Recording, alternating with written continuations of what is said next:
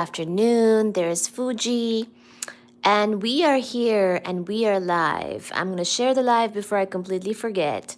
Here is Suji Mama. Baji was here somewhere as well. If I give them a snack, he will come down. Oh my gosh, Baji knows it's his showtime. So Baji is here as well, and so are his siblings. Wonderful, wonderful little babies. Here's my phone stand. And here is me. I'm ready to do this live with you. We will be covering some physics topics as per usual. And we will be chatting with you and catching up in the live chat. We have had some extremely engaging and enticing, or what's the word? Extremely interesting types of live chats lately. We've learned a lot of astronomy and physics. So I'm happy to do shout outs in the live chat with you here tonight as per usual. And so let me share the live so that that can happen. Hopefully many of you will be joining us. So if you're joining us live, welcome, welcome. Hopefully you're getting notified that we have gone live. If you're seeing this as a video upload later on, thank you and welcome as well for joining. Thank you so much for watching. Please do watch till the end and leave us some comments to let us know that you saw the video and to share your thoughts. So thank you so much. Thank you for being here. And let's get started. Let me share the live. So it is customary now for us to go live and especially to have a physics live, especially on Fridays. Historically speaking, this physics live started as a Physics Friday live. Here's Baji. Hi, welcome. But then we cover physics on most days now, actually. So just for fun, we go live on most days and we cover physics topics on most days. So it's no longer just a Friday thing now, but here we are. Hello. Hi, God is the best. So is family. Hi, how are you? How are you doing? Hello, everybody. Welcome, welcome. Thank you for joining. Thank you for being here. Hi. Hi, Christopher. Hi, Christopher Sarantos. Hello. Thank you for joining. Hi, Lala. Lala says hi. Hello. Hi, Gabrielle. Hi. How are you doing? God is the best. So is family says hi. Hello. Hi, Preston. God is the best is saying, OMG, I love your videos. Thank you so much. Thank you for watching. Thank you so much. Preston 2K28. Hi. Hi. How are you? Shadow. Hi. Of course. No problem, says God. Thank you. Jesse Outdoors Adventure. Can you shout out my channel because I'm trying to spread Christianity and the outdoors to people? Oh, wow. I love the outdoors. Thank you for joining Jesse Outdoors Adventures. I love the outdoors, hiking and things like that. Thank you so much for subscribing. God is the best. Hi, Lily Hoke. Hello. Hi, Douglas. Hey, sweetheart. You like what you see? Hi, Scarlett. Hi, Preston. Why is my mom hiding the Tide Pods from me? Hi, Lala. Hi, everybody. Thank you so much for joining. Some of the messages are being held for review. I see. I'll have to tap on it to see that. Let me just share the live real quick. How is everybody doing? Hi, Lala. Hello again. Hi, Scarlett.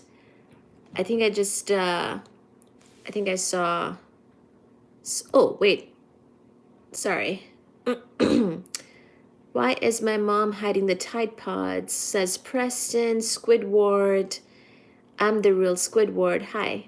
Hi, Squid. I love you so much. Thank you, God. Hi, Antonio. Hi, Lily. Praises for us, for US. Shadow says good. Kev says pretty. Thank you. Love your videos. Thank you so much. God loves you. Thank you. Well, thank you so much. Really appreciate it. Thank you. I think I saw everybody. Kev King, Squidward, God is the best, so his family, Shadow, Lily, Antonio. Welcome. Welcome everybody. Preston, Lala, Scarlett, Douglas, Jesse, Outdoors Adventures. Thank you so much. Okay. Pretty toes. Okay. Well, all right. So here we are.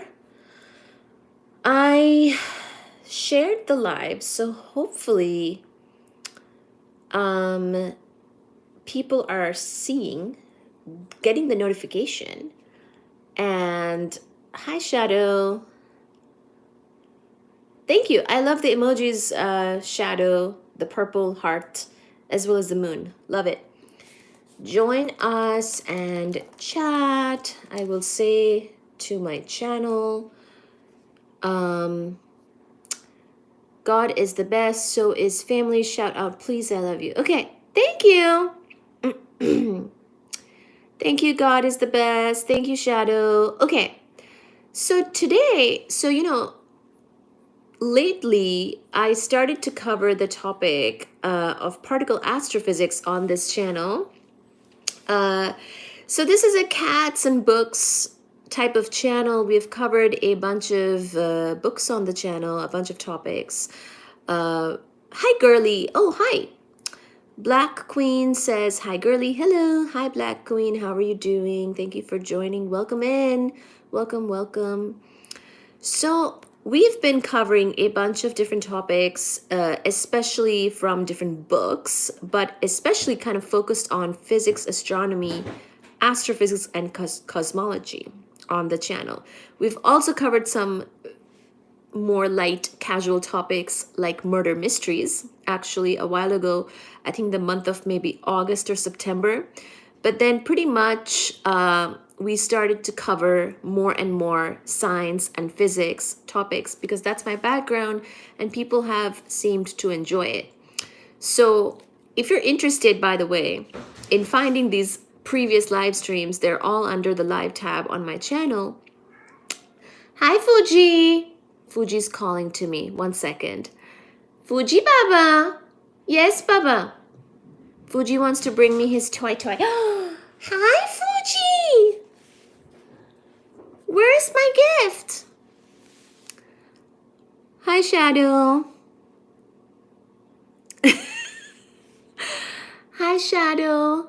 Hi, God is the best. Fuji. Where is my toy? Sorry, I have to talk to him for a second. Otherwise, he'll feel like mommy doesn't give him enough attention. Babu? Fuji Baba. Did you bring me your gift? Okay, I think he's good now. So, Nicholas, hey. Is my hair pretty? Thank you. I didn't do anything. I washed it a few nights ago, but that's about it. Fuji Papa. Fuji. Bye, baby. As in, hi, baby. I don't want to say bye to you. You hang out with mama, okay? Where's Baji? Where is Suji? Oh, look at that. Suji's over there. Hi, Skylar. Skylar says background. Is that what that is, BG? So anyway, let me recap sort of what we've been talking about on the channel a lot. So we've talked a bunch about the physics, astronomy, astrophysics, cosmology type of topics. And in fact, if you're interested, especially in the month of November, we covered a lot of what we call modern physics topics, which are sort of the pre-World Wars type of physics, or sometimes I call it 20th century physics. It's mainly the early 1900s, including relativity, special relativity, general relativity, how those types of things progressed, as well as quantum mechanics, how those types of sciences and developments happened. Dog or cat? This one's a little kitty cat. Oh, there's my show that I was watching. Here is Baji, and here is Suji and Fuji. So all kitty cats here. Sorry for the crazy camera movements here. Okay. I'll try to keep the camera calm and just leave it alone while I'm speaking with you guys. So in the month of, oh wow. Well, congratulations and thank you so much for adopting a kitty cat tomorrow. Adopting a pregnant cat tomorrow. Wow, that's awesome. Thank you so much for doing that. Yay, Skylar. So in the month of November, we covered a bunch of topics, especially in 20th century physics, relativity, quantum mechanics, those types of things. And then it all kind of precipitates into something like particle physics in the later part of the 20th century. So because of the big successes of quantum mechanics and its development in the 20th century, we have now what we call particle physics and a lot of development in particle physics. So we are able to talk about that now. I have a cat too. Oh, good. Oh, I was going to say that too. It's okay. Hi, Anahi. I have a dog and her name is Chanel. Oh, wow. That's awesome. Yeah, so keep your comments coming. If I don't read them right away, I will definitely read them. I usually read every comment. And I'm happy to see everybody's participation and engagement during this live chat. I'm gonna keep talking about my topic here, but at the same time, I will be reading all of your conversations. And sometimes people even get into very lively chats with each other in the live stream sometimes. So I'll continue. Basically, in the 20th century, we made a lot of progress. Somebody in the live stream actually said yesterday that we especially saw a lot of theoretical physics type of progresses in the 20th century, especially like the entire field of quantum mechanics kind of saw leaps and bounds. And even though things were considered to be kind of bizarre by a lot of theoretical physicists at that time, things still succeeded because also those things were shown experimentally. So because of all the experimental successes, certain fields really saw a lot of progress. And I keep mentioning it, but it's really quantum mechanics is that field that saw a lot of progress and precipitated into something like what we have particle physics now. So particle physics, in a very quick summary, gives us the different families of particles or different families of fundamental particles. And there's pretty much 3 types of fundamental particles, and these are leptons, quarks, and bosons. So we've talked about this before. I'm just kind of recapping because we'll go into a little bit of a particle physicsy type of chat in just a second here. Hi Doro. Doro says, dang, no one is fighting yet. Yeah, I know. Everybody is being so peaceful tonight. Hello from Belgium. Indeed, we're in Belgium. You're the best. Thank you, Anahi. J Station 2 says, what's up, chat? Bless up. Thank you. Anahi says, okay. Yes, there's usually a ton of fighting. So, well, not always. It really depends on the day or the night as far as these live chats go. So, pretty much, now that we have a more formal family of particles, so I mentioned leptons. So these are the type of fundamental particles that include, for example, the electron is an example for lepton. So is the neutrino, actually. So that's a lepton. Then we have quarks. These are also fundamental particles. In fact, some examples of quarks would be the ones that make up protons and neutrons, which are in the nucleus of course, atoms that you and I are made up of. And then lastly, we have the other fundamental particle, the third fundamental particle called bosons. These are An example of a boson is, for example, light. Light has a particle nature called photon, or a quanta of light, and that photon is in fact an example of a boson. Now, I just gave you some examples of each family of particles. There are more such examples belonging to each family of particles. Next, I wanted to mention about particle astrophysics, which will be sort of the topic today. We will cover actually a chapter out of my own thesis in particle astrophysics.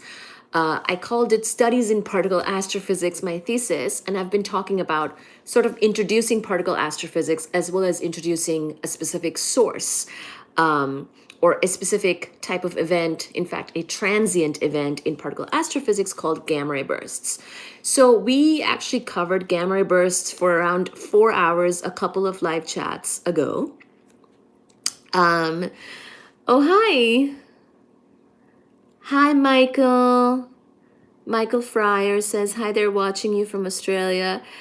Ooh, awesome. Welcome to Australia. Anna, he says, you're welcome. Hi, Grimace. Hi, Birdie. Hi, Reese. Oh my gosh, Reese from Belgium is here as well. Amazing. Anna, he is here. God is the best. Sorry, I'm back. Physics, only physics I care about is the heating of grease at McDonald's. We need to make amazing food.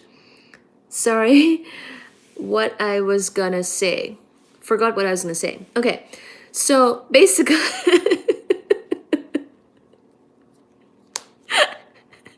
It's okay, guys. The banter is here. Oh, wait. I know that you are ending your things. I'm ending my things? I'm not. We're just getting started, actually. So, a couple nights ago, we talked about gamma ray bursts for approximately 4 hours. So, we will actually not talk about gamma ray bursts in a lot of detail tonight, but I wanted to mention that gamma ray bursts are an interesting source in particle astrophysics. Now, let me just give you a quick recap of what we've been talking about and what do I mean by particle astrophysics. So now, generally speaking, astronomy and astrophysics historically have been done with something like visible light. This is the visible part of the spectrum of light, or what we can see with our naked eye if we look up at the sky. There are other parts of the spectrum of light, other wavelengths of light, such as gamma rays, X-rays, UV rays, that we can also utilize in order to study astrophysics and astronomy.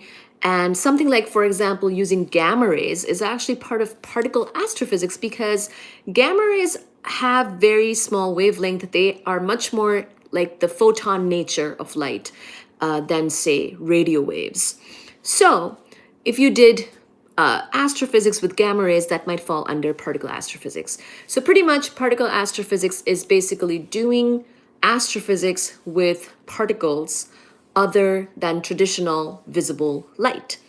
Now, this could be other wavelengths of light, or it could be completely different particles, such as neutrinos, a lepton that I mentioned a little while ago, as well as something like cosmic rays, which are charged particles that are hitting the Earth and can often have extragalactic sources. So,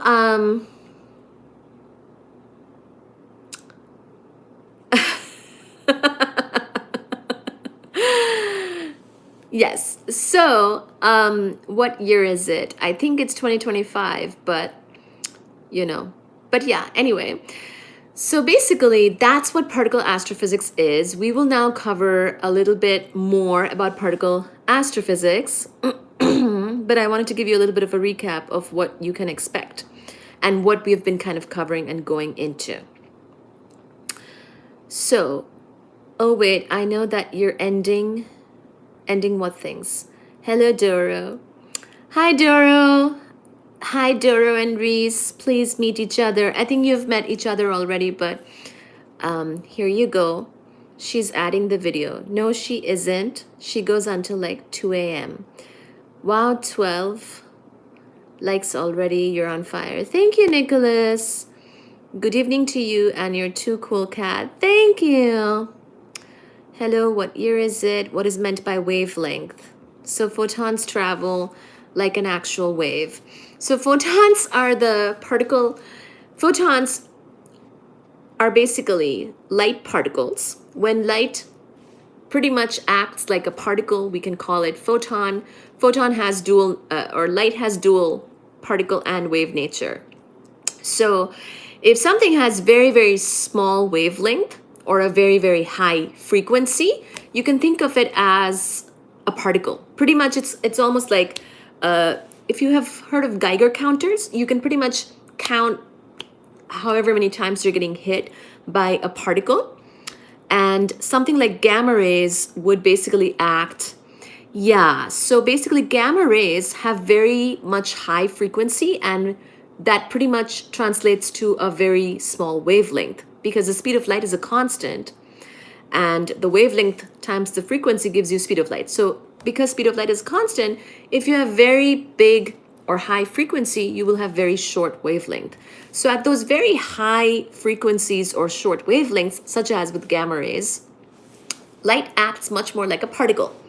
So we might as well count that as part of particle astrophysics. So that's what I was saying earlier, is that if you're looking at using light in the visible wavelength, then that might be more under the realm of traditional astronomy or astrophysics. But if you're looking at light in the realm of gamma rays, then it's kind of like doing particle astrophysics. Or you could just do particle astrophysics with a completely different particle, such as neutrinos, which is what I did my thesis in, and we'll read about that. And that's also particle astrophysics, as well as you could do particle astrophysics with something like cosmic rays, which are charged particles, could be just protons, or even neutrons, or some other type of atom that's coming from extragalactic sources at high energies hitting the Earth. So I'm so stoned right now. I think I'm going to hit the waves, dude. Like, yeah. Yes, please enjoy our physics chat, Mad Hatter. I think this will be good.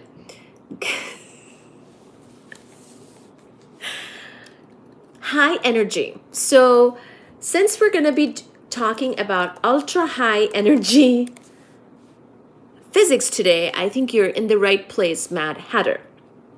So I started to talk about particle astrophysics earlier. I will give you a little bit of an introduction where I repeat what I kind of said earlier, and then we will go into the exact experiment.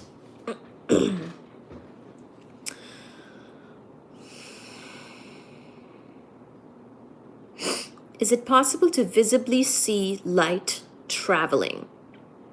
Like with super slow motion cameras, is it too fast?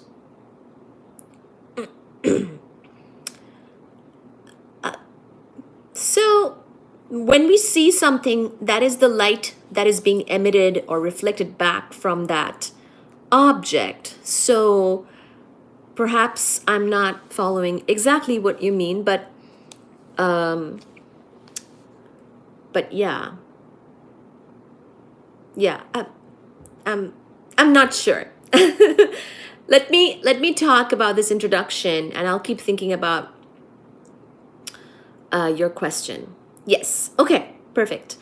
So, exciting astrophysics. So I'm reading from my thesis now called Studies in Particle Astrophysics. Exciting astrophysics, according to me, happen far, far away. We live in a boring part of the universe. This allows life and the life sciences to thrive here. However, everything that is interesting in astrophysics takes place far, far away. For example, most gamma ray bursts take place about 1 gigaparsec away from us, which is over 3 billion light years away. So speaking of the speed of, or the question about light, it would take light 3 billion years to reach us from gamma ray bursts. Why are gamma ray bursts interesting? Well, in short, they are nature's most powerful accelerators, and they outshine an entire galaxy when they occur, with luminosity of around 10 to the 52 erg per second. It's a unit we use in astronomy. What is more, the physics behind these exotic events continue to remain mysterious for over 50 years. So we actually looked at the gamma ray burst chapter of my thesis recently. So you might have already caught that live already. But I'm just giving you a little bit of a recap. I'm not going to talk about this full chapter. So if you've heard it already, I'll keep it short. Traditional astrophysical messengers are not able to completely probe physics that take place at the farthest distances and at the highest energies. Since the beginning of astronomy, we have relied on optical light to study objects in the sky.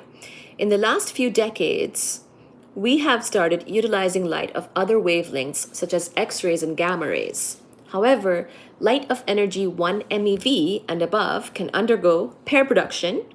It's a thing.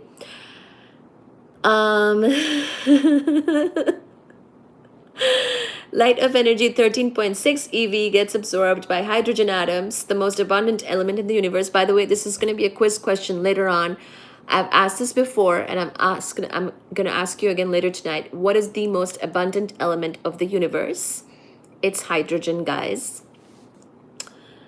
Light is the astronomer's best friend, but there is an inevitable need for complementary messengers. So I'm like building up the case for other particles as messengers of astronomy.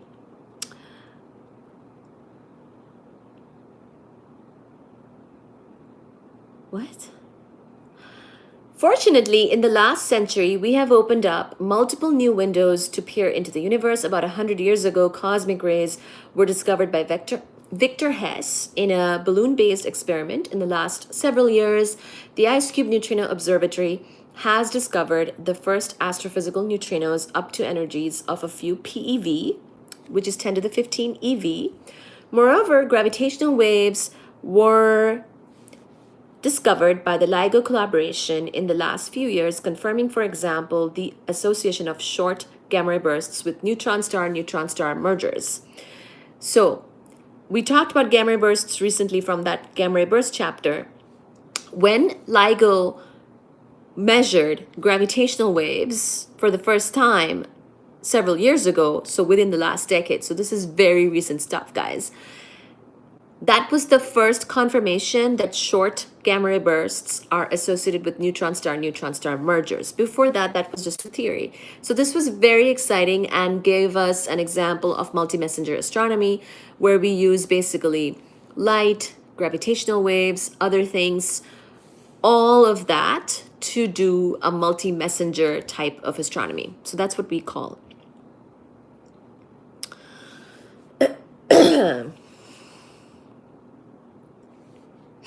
Oh, the delay from the torch being turned on and the surface it faces lighting up.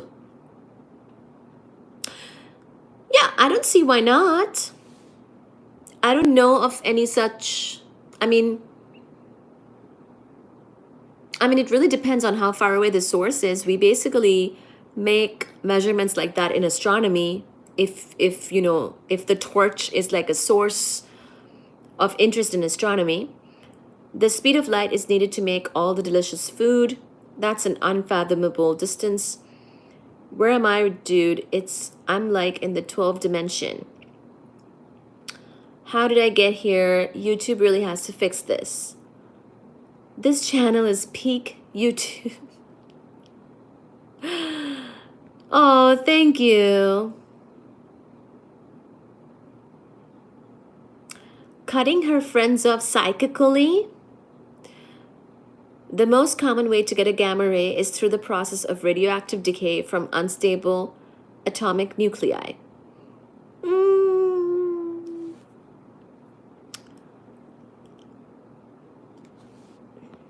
That's why SETI search for signals in the hydrogen radio band. What's a neutron star? So neutron star is a stellar remnant. So a while ago, we talked about how stars die.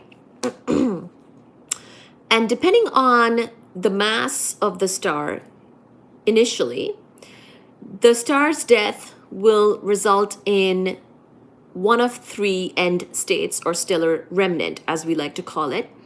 This is white dwarf, neutron star, or a black hole. So if the star is pretty low mass, it'll become a white dwarf. If it's more massive, it will become a neutron star. And if it's even more massive, then it'll become a black hole.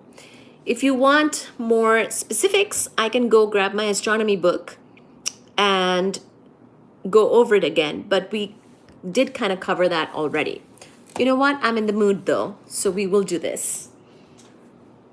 Thankfully, my astronomy book is right here. Yay! I love astronomy! I was a closet astronomer in my first year of grad school. So they go big before they collapse, is that right? They supernova. Or wait, what did you just ask? So basically, depending on the star's mass, okay? So like, for example, our sun is a pretty small star, and it's also a very young star. So a star's life cycle, it goes through different stages. So first of all, it goes through different stages, okay? Now, depending on the stage it's in, the life cycle it's in, it might be getting close to dying. So broadly speaking, a star, obviously, there's two main things going on. There's gravitation. A star is a lot of mass, so so it can collapse on itself because of its gravitation, but generally what keeps a star powered and going and not dying, for example, our sun is not dying. That's how we are here. We get energy from the sun because the sun is converting hydrogen into helium. So this nuclear power is what keeps the sun alive and going, and what gives us energy and what keeps us going. So if the sun were to be completely out of nuclear power, then it too would collapse and supernova and die. That's where elements are created. Yes. When the universe first formed, the only elements that we had were hydrogen and small amounts of helium and trace amounts of lithium. Every other higher, heavier element are all made in stars. Yes, you need stars to make the elements. Exactly. You got it! So our sun primarily makes helium from hydrogen by doing nuclear physics.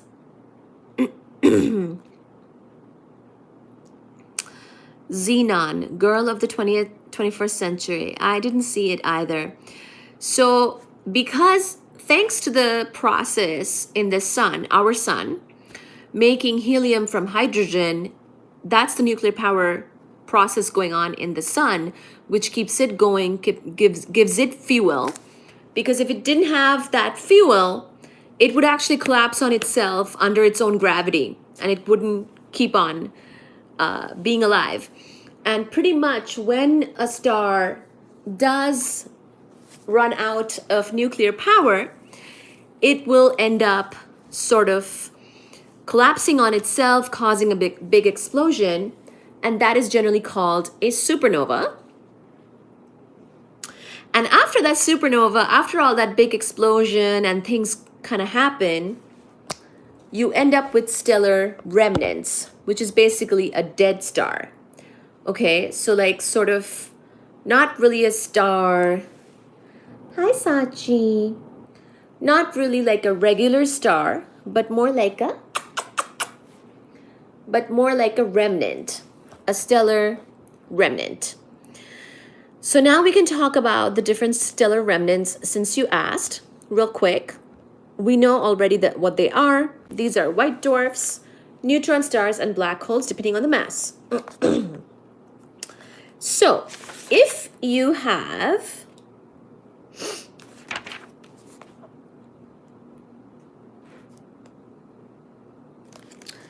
you know what? I'm just trying to...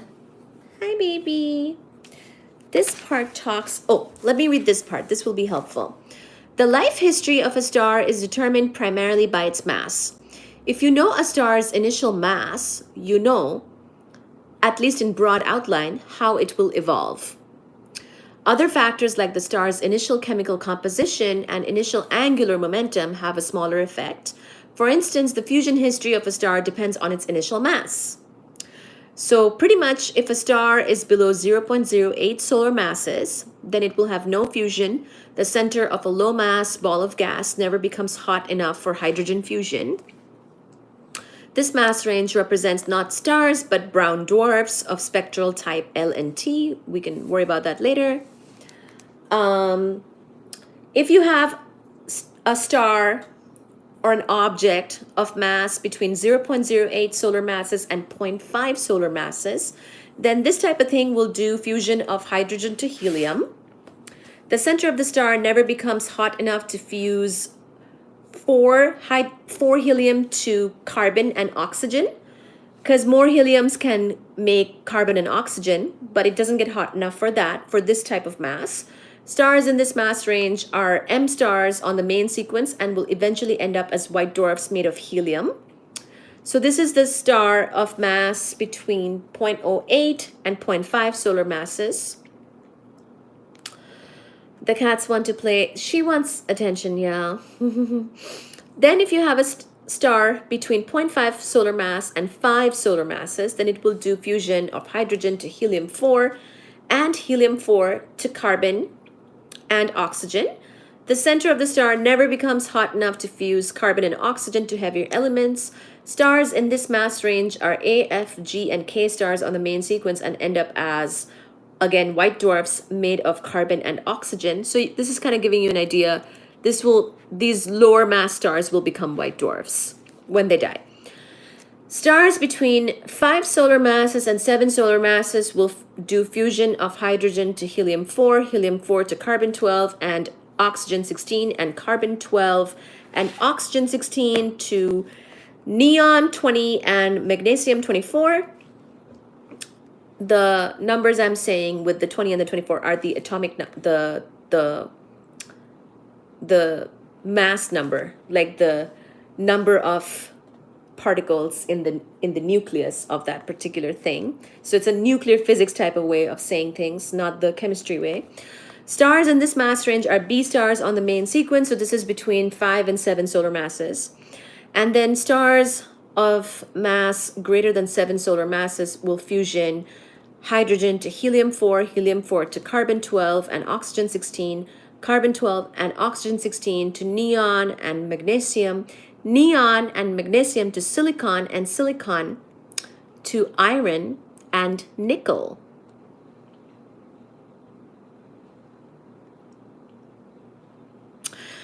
Stars in this mass range are O stars on the main sequence.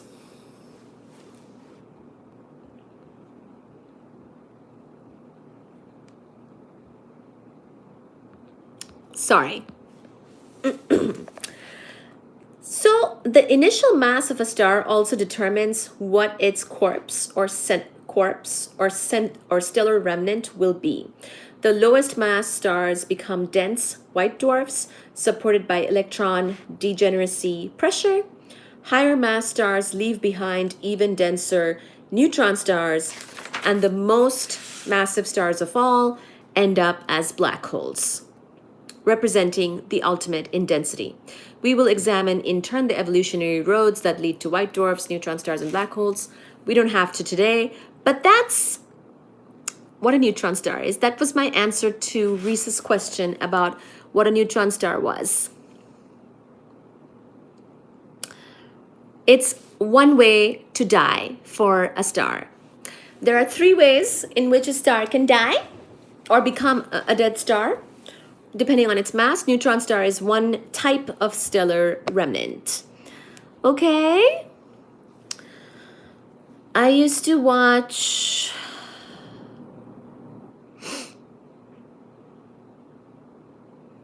Oh, it's not good, that movie. I used to watch Brian Cox documentaries when I was little. Everything I learned about space is literally from those. Is the sun going to explode? Eventually. Not right now. You don't have to worry about it right now. It's a very young star. Doro madness, those ruled.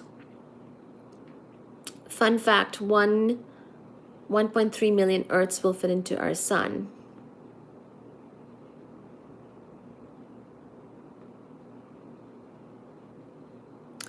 Is there a limit to how big a star can be? I don't think I can keep up with the physics tonight. I think it's time for me to hit the hay. Good night. So what is a pulsar? Yes. Yes. Well, hello there.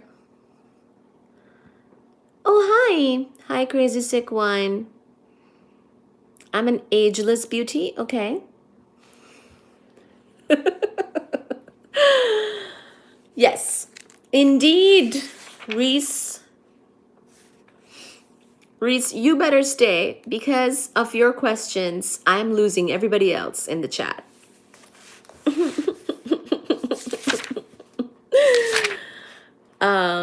That's okay, which is completely fine. Completely fine. So,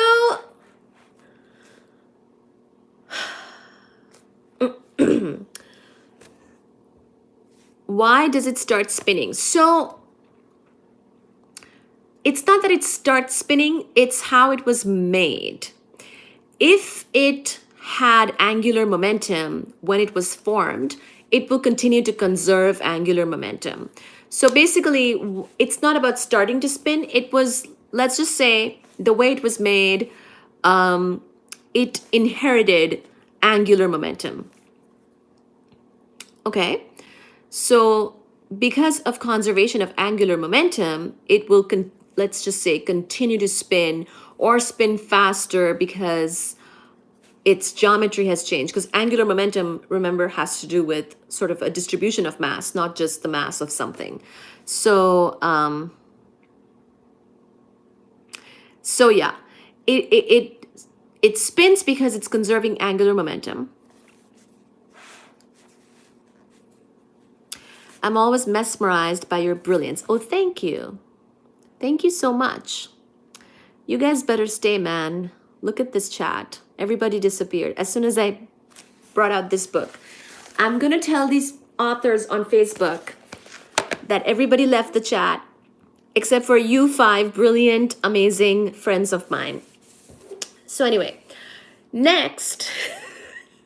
No, I'm actually in the mood today. You know what? You know what? I'm coming out of the closet.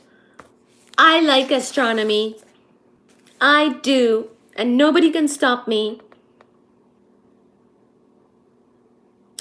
Ooh, so you were asking if there is a limit to how big or how massive a star can be. So pretty much, think of it this way. If a star is doing things nuclear-like, then it should be fine. If it gets too big,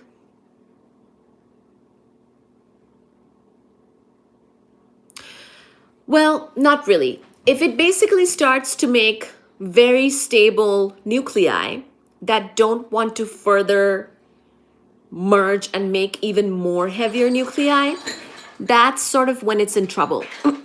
Pretty much, if it stops doing nuclear physics, then a star's death is imminent. Because either way, it's a lot of mass for gravitation to not do its thing, right? So gravitation will make a star collapse on itself. And the mass ranges can be any of the ones that we just talked about. Pretty much, let me double check. I don't think I know of like an upper limit to how massive a star can be, to be honest. But I will think about this question more and think about if there is such a limit. Good question.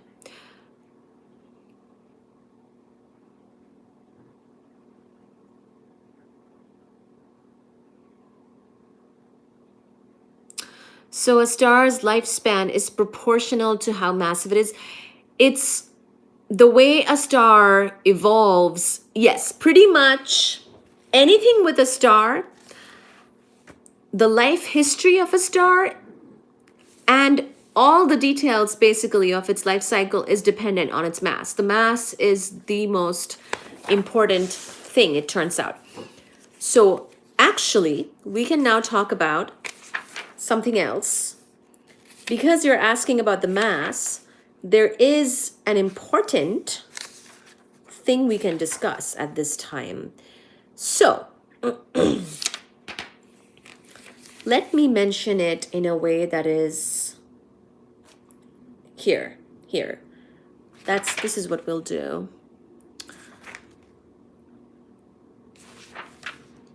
Now, I will say,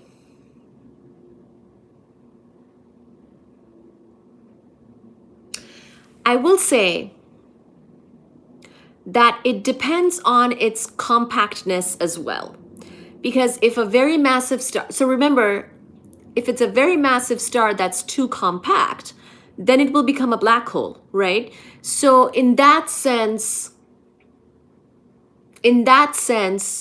if it's a very massive star and it runs out of nuclear power, when it collapses, because it gets so compact, and because, you know, if it becomes compact enough where it meets the requirements to become a black hole, which is given by the Schwarzschild radius, something else we talked about earlier, then it'll just become a black hole. So at that point, it's a black hole, not a star. But a black hole is a stellar remnant. So you know, it's related. Okay, so let me see if we can talk about the Chandrasekhar limit. Let me see that. I know it's part of this chapter, but I just want to like introduce it. So give me 1 second. 416.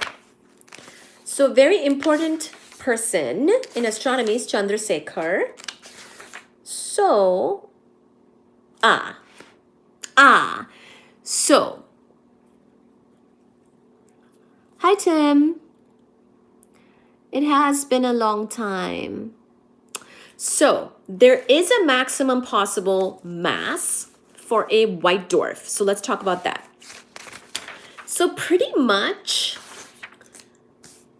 for stars, how are you doing, friend? Sorry it has been so long. I've been working my ass off. Love to see the channel still doing well. Thank you. I watch Anton for a lot of similar things. Oh, I don't know who Anton is, but thank you so much. Fellow Bostonian. Oh, hi. Hello. Welcome to Tim and welcome to Boston. Yay. So you were asking about the mass limit for a star.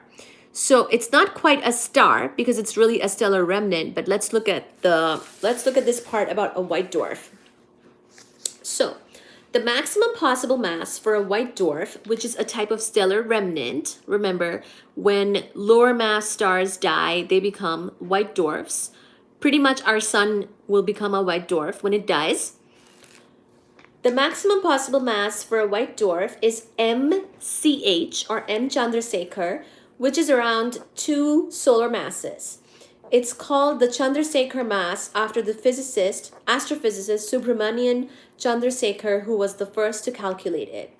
A more careful calculation of the Chandrasekhar mass for a carbon-oxygen white dwarf yields around 1.4 solar masses. So M Chandrasekhar is around 1.4 solar masses, but pretty much we say that the maximum possible mass for a white dwarf is 2 solar masses.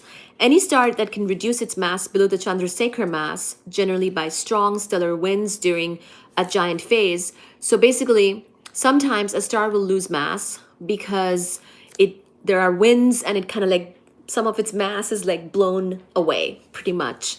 So that's what they're saying. Strong stellar winds during a giant phase will end as a white dwarf. So the star might have had more mass, but say in a giant phase, like sometimes a star may have a phase called a red giant or something like that.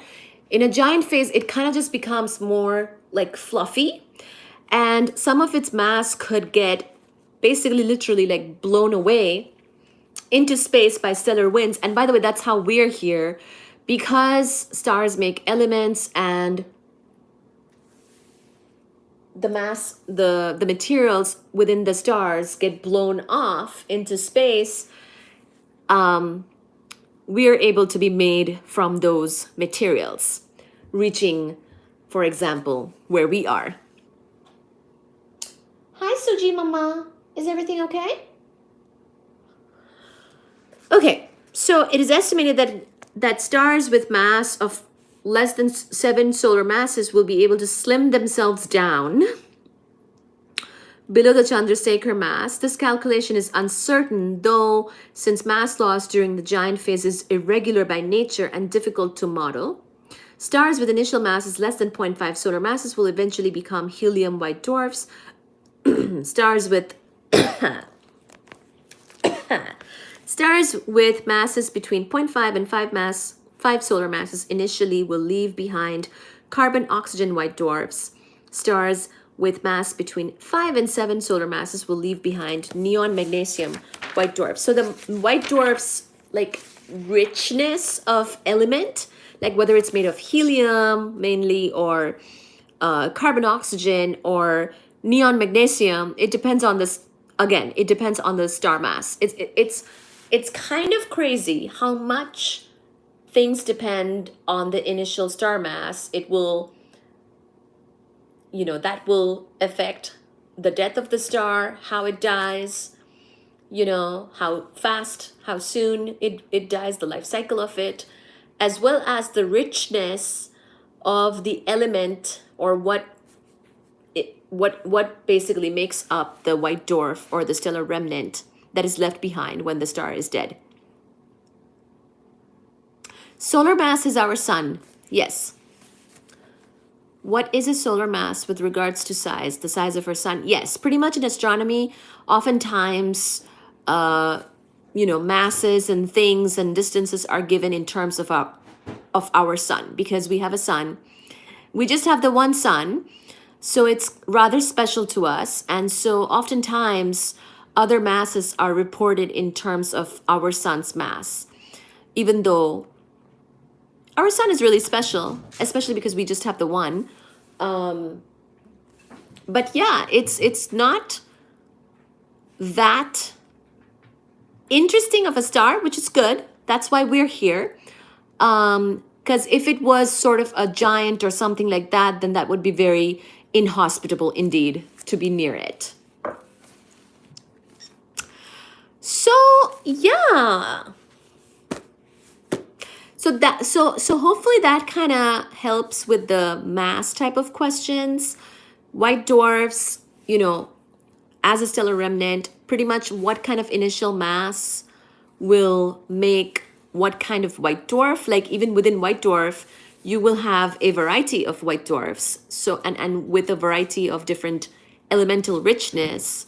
And so hopefully that kind of helps. And Chandrasekhar, Subramanian Chandrasekhar gave us the math for that.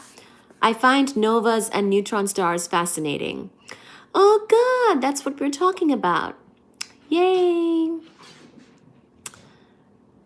Novas and neutron stars. Yes, that's exactly what we're talking about. In fact, Reese asked about neutron stars, so I think we'll cover that too.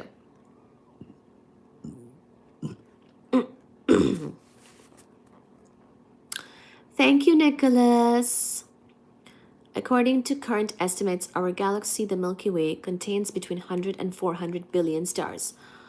Also that a killer nova is less bright than a supernova. Oh, well, you mentioned the big stars become black holes when they die. I wondered if there's something denser than black holes that come from even bigger stars. No. So pretty much black holes have a variety. So like a black hole can be, black holes have, they have their own sort of classes, basically, It could be a smaller mass, less massive black hole, a larger black hole, etc., etc. So pretty much what we know is that if it's a very massive star, the limit was,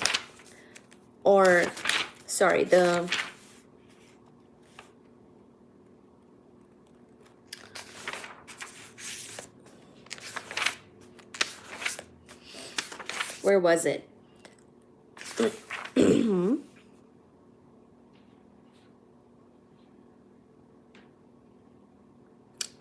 Stars with initial mass of more than around 18 solar masses or so will leave behind remnants with mass equal to mass max, which is around 3 solar masses for the neutron stars, I believe. So these ultramassive, ultraluminous, short-lived stars will leave behind black holes as their remnants. So pretty much you would make a black hole, and that black hole could have a variety of different masses. And remember that to be a black hole, you basically have to have a certain Schwarzschild radius. So there is a different math for that. We actually covered this a little bit when we talked about general relativity. Remember how Schwarzschild actually solved Einstein's equations exactly for a black hole, what they called a point star. Remember when we talked about Einstein's Cosmos from that book we were referencing? And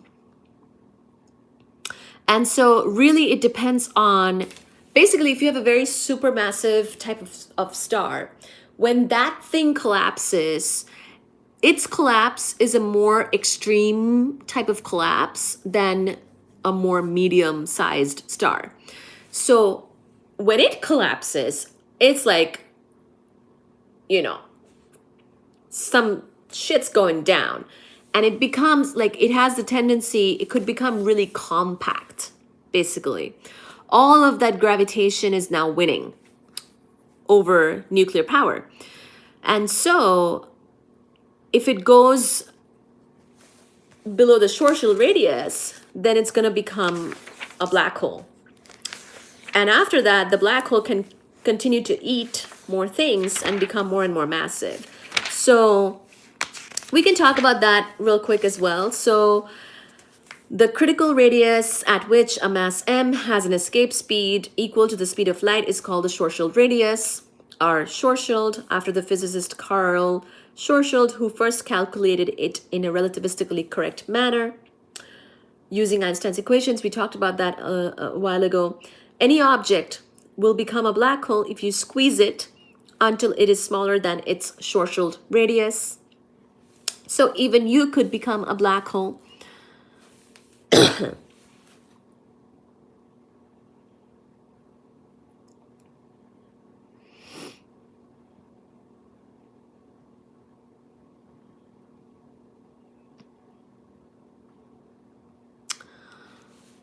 Yes, but it is only theoretical right now. Black holes are dense, but there is a theory about a dark matter star. However, our knowledge of what dark matter is. So black holes are not theoretical. Black holes are experimentally proven. As far as dark matter, yes, we do not know what dark matter is, and we have definitely covered dark matter as well as dark matter candidates in other live streams. So if you're interested in dark matter and dark energy, we covered that a lot as far as, you know, what kind of research is being done, or what do we know, / what have we kind of talked about, thought about, calculated, etc., in some other live streams in the months of November and December. Who sings the song Champagne Supernova in the Sky? I don't know. Oasis. The song We're All Made of Stars comes to mind. Moby. I want to do a chicken nugget. Okay. Yeah, black holes are. I was strictly talking about dark matter being theory. Yes, correct. Yes, thank you. So basically right now, so since Tim has brought this up, basically right now in astrophysics, cosmology, both topics, I would say, basically astrophysics has a different approach to, say, the topic of dark matter than would cosmology, because cosmology is the study of the universe at a much larger scale, including the sort of beginning of the universe, early universe, its evolution, large scale structure, etc., etc. So the topic of dark matter is interesting because it can be approached sort of in an astrophysics, astronomy, or cosmology manner. But we have seen and talked about it from these different approaches, and we found that so far we don't really know what it is. But there are certain models and calculations that were done, and we were able to see that in cosmological models, it turns out that dark matter is a dominant part of the universe, much more than ordinary matter. So there's these different evidences and different math and models that we have, but for sure, the open questions that are currently the biggest open questions, I would say, in this topic of either cosmology, astrophysics, or even physics, or just in the universe, are what is dark energy and what is dark matter. So those two questions are definitely open at this time. We don't know what dark energy exactly is. We know its effect. We know that it makes the universe expand, but we don't know exactly what it is physically. And then we also don't know what dark matter is. What is the sort of physical meaning or nature of dark matter? We don't really know what it is. We have certain evidences that point to the existence of some invisible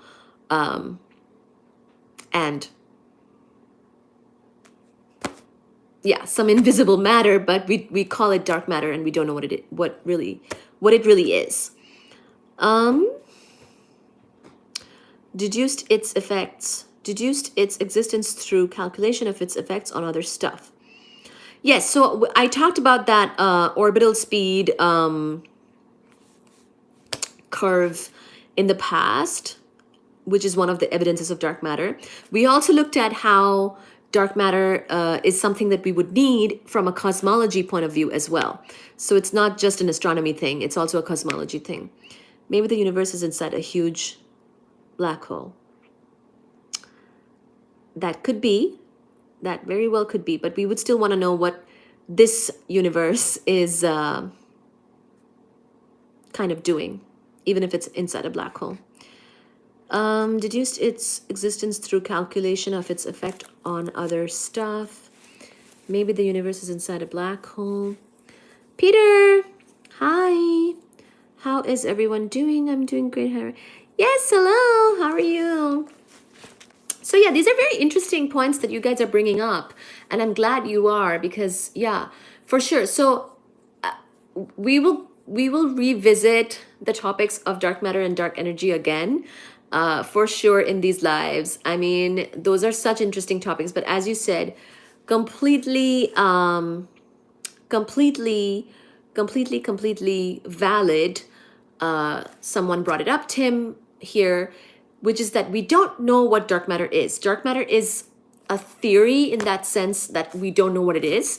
There is experimental evidence or observational evidence of the fact that there is missing matter or invisible matter even within our galaxy. So we talked about it. I'll just recap. We basically found that there is evidence of invisible matter even within our galaxy.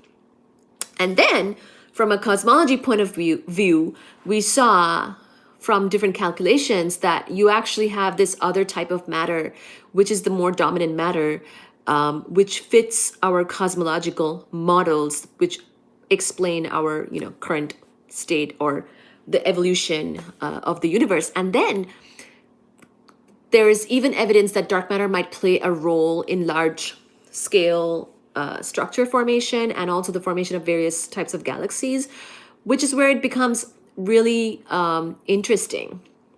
So if you're researching dark matter, this is amazing. And honestly, if you're researching either dark energy or dark matter, I mean, those are the biggest open questions of our current world, of our current universe.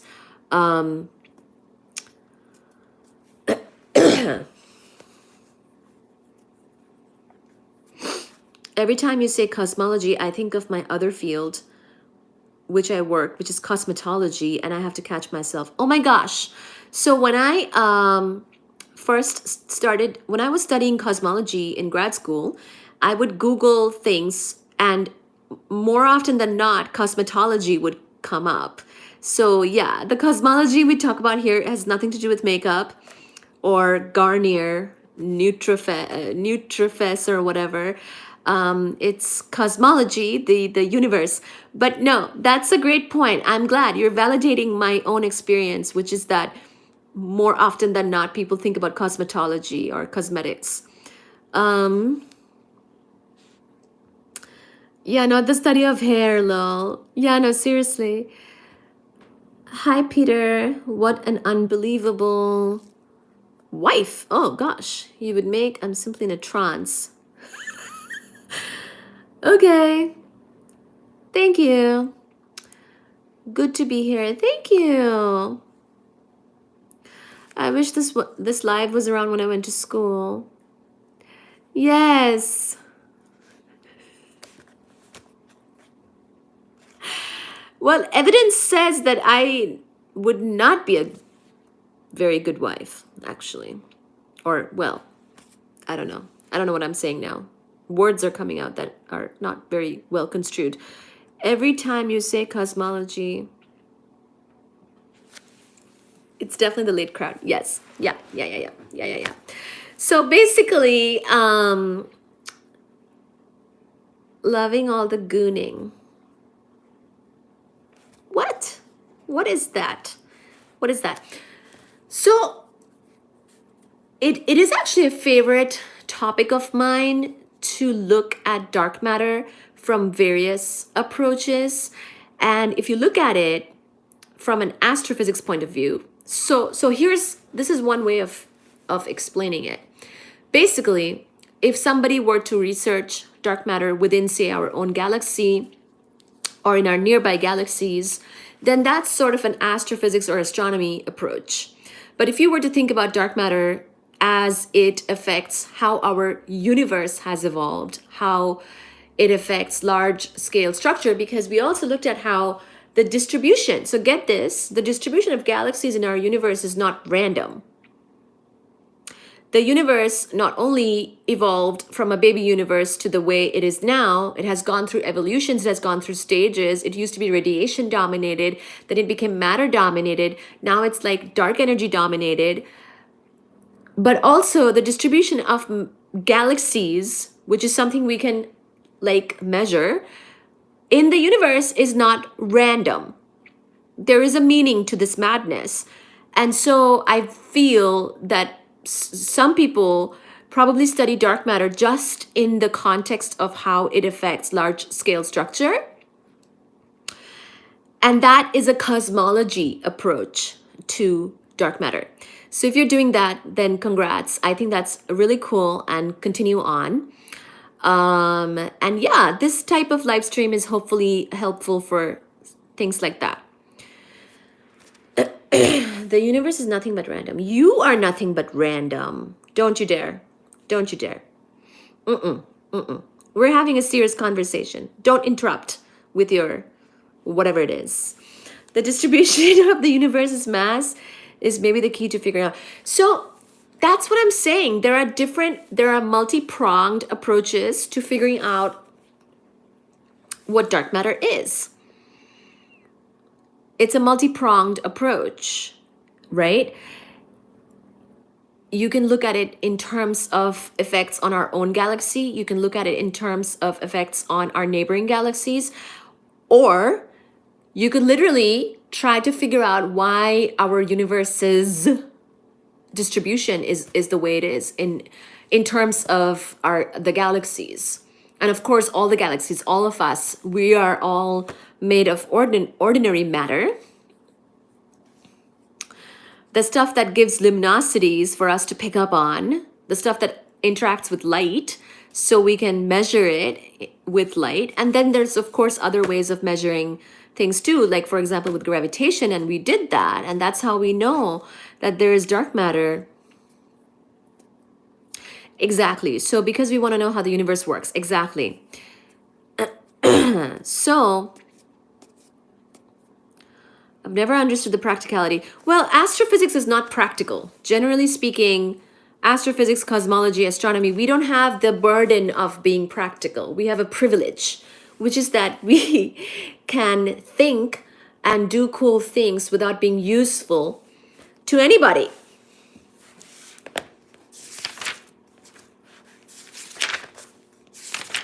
Now we will talk about neutron stars, another useless thing, but lovely thing, just amazing thing. What happens to stars whose initial mass is greater than 7 solar masses? Amazing. There aren't many stars that massive.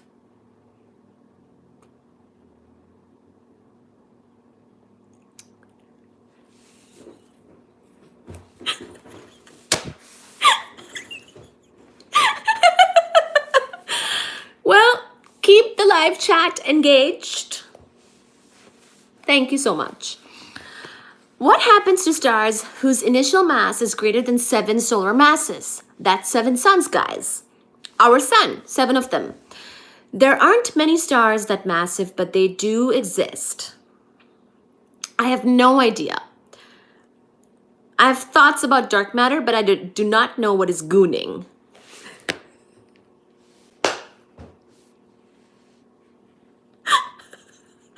Okay. You asked about neutron stars, Reese, my boy from Belgium, so we will talk about it. This is going to be a weird connection, but it is a fun fact. With the study of dark matter and this idea of wormhole travel and every theory of our universe versus the potential of neighboring ones was the entire basis behind the writing of Transformers, Cyberton, was the entire basis behind the writing of Transformers. I don't know. Is that like science fiction? I don't really read much science fiction. I keep my entertainment life and my professional life strictly separate. The wormhole thing comes from string theory. Yes, you've been listening. Wormhole is an Einstein-Rosen bridge. It's not real. Yeah, sort of. String theory is a little bit more modern, but yes, a wormhole, if I remember correctly, a wormhole is an Einstein-Rosen bridge. So Einstein and Rosen, his student, came up with that. Alice in Wonderland has a wormhole, if I'm remembering any of it correctly. String theory, so when Einstein was around, unfortunately, string theory didn't really take off. So when Einstein was doing all that stuff and trying to come up with the grand unified theory, which he did not really finish, and he was working with his students, and then later on, those people kind of dabbled in higher dimensions, and so there was a baby string theory around, but there wasn't really the full-on string theory around when Einstein was around. So it wasn't until after he died, decades, sort of like 30, 40, 50 years later, is when superstring theory became a thing. So wormholes are older than that.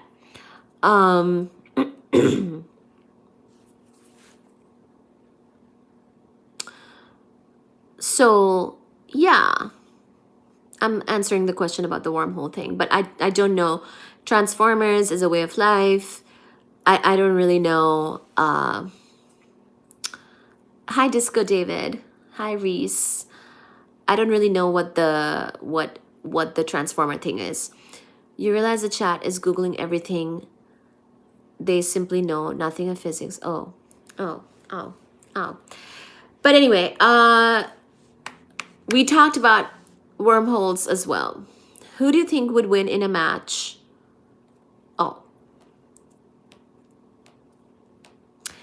Oh, thank you. Yes, Reese. Okay, we will go back to our discussion now, my boy, which is neutron stars. What happens to stars whose initial mass is greater than 7 solar masses? There aren't many stars that massive, but they do exist. Very massive stars have short lives. So you were asking about the lifespan of stars. So yeah. Very massive stars have short lives and die spectacularly, leaving behind a badly crushed corpse. The main sequence lifetime of a massive star is short. There is an equation for it. It's like 30 mega years times m over 7 solar masses, all to the -3. Life after the main sequence when the star... So main sequence is a part of the life cycle of a star. After this main sequence, the star becomes a supergiant. So pretty much its life cycle after becoming a supergiant will be very short. It doesn't stay as a giant for very long.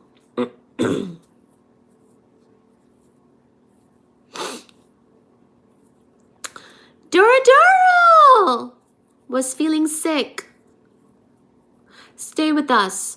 Listen to this live as like a meditative background. I will make my voice calmer too, and whatnot. Life after the main sequence, when the star becomes a supergiant, is even shorter.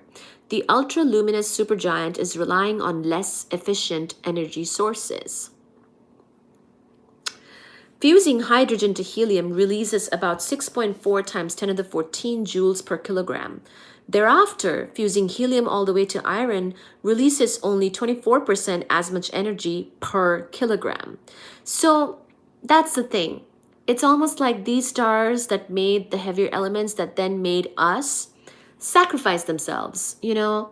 Because when you make those heavier and heavier elements, you're actually becoming less and less efficient in powering yourself. And ultimately, you will collapse upon yourself as the star. So in its last moments as a star, a massive supergiant has many concentric fusion layers over an iron core. That's right. There's an iron core has a heart of iron. A schematic diagram of such a star is shown over here. Basically, this is showing that there is an iron core, then there's a silicon fusing shell, then there's an oxygen fusing shell, neon, can I say that? Neon fusing shell, carbon fusing shell, helium fusing shell, and of course, hydrogen fusing shell, central fusion region. A supergiant star such as Betelgeuse, which is spelled as Betelgeuse, so like Betelgeuse. Somebody mentioned Betelgeuse. Here it is. When will Betelgeuse die? I hope it stays alive. It's probably already dead. Just the light from its supernova might not have reached us yet. FYI.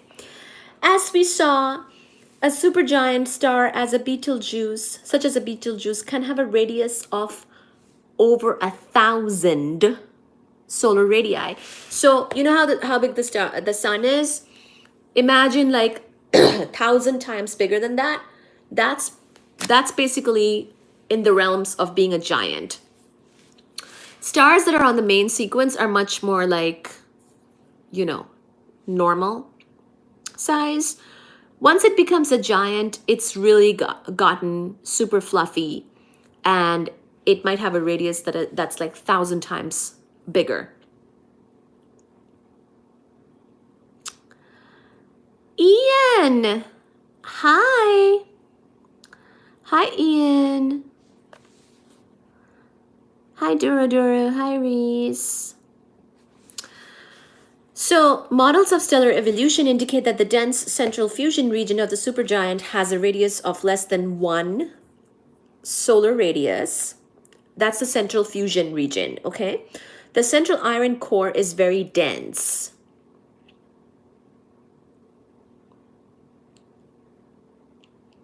What? The central iron core is very dense, thousands of tons per cubic centimeter, and is supported by degenerate electron pressure. So we can talk about what degenerate electron pressure is, but basically things are very compact in that core. The iron core continues to grow in size as the silicon fusing shell eats its way outward in the supergiant. When the iron core reaches the Chandrasekhar mass, quiz question, what is the Chandrasekhar mass? It's around 1.4 solar masses. It is no longer, so when the iron core of such a supergiant type of star is itself reaching the Chandrasekhar mass limit, it is no longer adequately supported by the relativistic degenerate electrons, and it starts to collapse very rapidly. The collapse time at the high density of a degenerate core is less than 1/10 of a second. Look at that. Are you ready for a collapse? As the density of the collapsing iron core rises, protons and free electrons start to combine to form neutrons. One side effect of the collapse is thus a huge burst of electron neutrinos. Yay! A Chandrasekhar mass of iron contains around 10 to the 57 protons.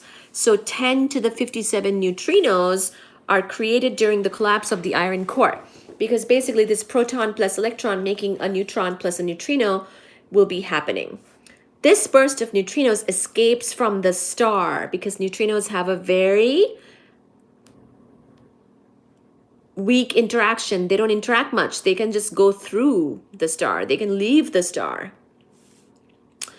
This burst of neutrinos escapes from the star, carrying away a large amount of energy, about 10 to the 46 joules. Guess what? That's not good, because that's more energy just leaving. For comparison, the sun will radiate around 10 to the 44 joules of energy during its main sequence lifetime. So just the neutrinos from a star like this can carry away 10 to the 46 joules, which is more than what the sun will radiate total during its main sequence lifetime. Yay! The core is now a sphere of around 2 times 10 to the 57 neutrons that are essentially in free fall. Can anything stop the headlong collapse of the neutrons? Yes.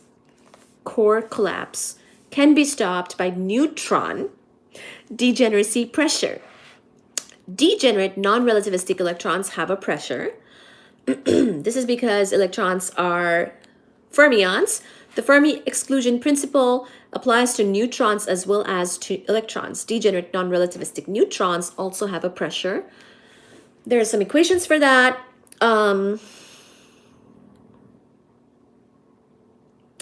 A sphere of neutrons supported by degenerate neutron pressure is called a neutron star. So this is another way of answering your question. What is a neutron star?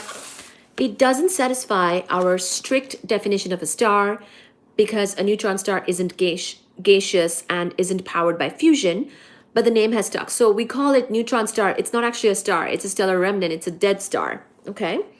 A white dwarf, a sphere supported by electron degeneracy pressure, has a radius given by an equation here, 1:35 in the morning. By an analogy, a neutron star, a sphere supported by neutron degeneracy pressure, should have a radius. So there are some equations now. In truth, after some equations, things are a little bit more complicated than we've been letting on. The density within a neutron star is comparable to the density within an atomic nucleus.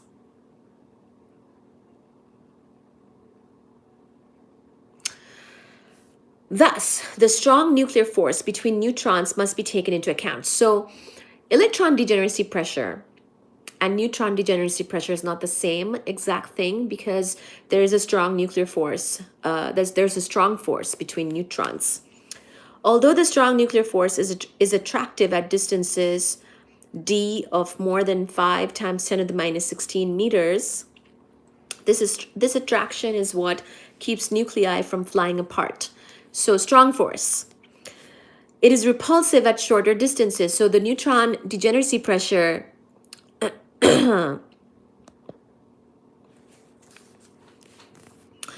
is more complicated. It's not just like the electron degeneracy pressure.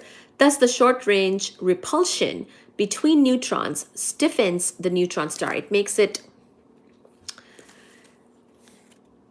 and keeps the neutrons from being shoved arbitrarily close together. So neutrons cannot be shoved any more closer together because of the strong force, which is repulsive after a certain point. For one plausible model of neutron star interiors, which takes the strong nuclear force into account, the mass radius relation is given here. White dwarfs contains the mass of a star squashed into the volume of the Earth. Neutron stars contain the mass of a star squashed into the volume of a small asteroid. It is a cliche for an astronomy text to show a neutron star juxtaposed into a city. Nevertheless, there's a reason why so many books include such a figure. It's an effective way of showing how tiny neutron stars are for their mass. Yeah. Understanding the structure of neutron stars is difficult for two reasons. So basically, this is Manhattan compared to a neutron star, because the neutron star's radius is around 10 kilometers. Oh my gosh, that's nothing. A neutron star, what a bunch of misfits we are. A neutron star's radius is around 10 kilometers. Dude, that is so small. That is so small.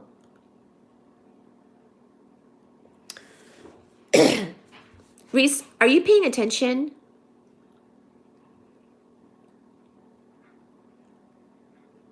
So the small that we're talking about now is the radius, not the mass, not the mass. Understanding the structure of neutron stars is difficult for two reasons. Not only must the strong nuclear force be taken into account, but also gravity must be treated using general relativity rather than Newtonian gravity. The escape speed from a neutron star using the Newtonian formula is different, blah, blah, blah. Basically, neutron stars are relativistic. That's cool. Now we'll talk about your pulsar. Because the magnetic flux threading through the core is also conserved during collapse. So this is what I was saying. It's not that it starts spinning, it's because it conserves the angular momentum. So the magnetic flux threading through the core is also conserved during collapse. Neutron stars have strong magnetic fields. Compared to the magnetic field strength of around 10 to the minus 4 Tesla at the sun's surface, a neutron star can have a magnetic field of around 10 to the 6 Tesla. This is Nikola Tesla, guys, not the car.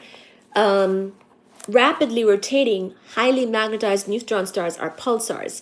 The name pulsar was given not because they pulsate in and out like Cepheids, they don't, but because they produce pulses of electromagnetic radiation as seen from Earth. Pulsars were first detected in 1967 during a radio survey of the sky. No one knew what they were at first. It was soon realized, however, that they must be neutron stars. Some pulsars have periods as short as a millisecond. Wow. But others have gradually spun down to periods of more than a second. The rotating magnetic field of the neutron star creates a strong electric field. This field is capable of ripping electrons and ions out of the neutron star's atmosphere and accelerating them along magnetic field lines. How interesting. Where they produce copious synchrotron radiation. Remember synchrotron? The synchrotron emission tends to be beamed along the two magnetic axes of the neutron star. Since the magnetic axis isn't aligned perfectly with the rotation axis, the beams of synchrotron emission sweep around and around as the neutron star rotates.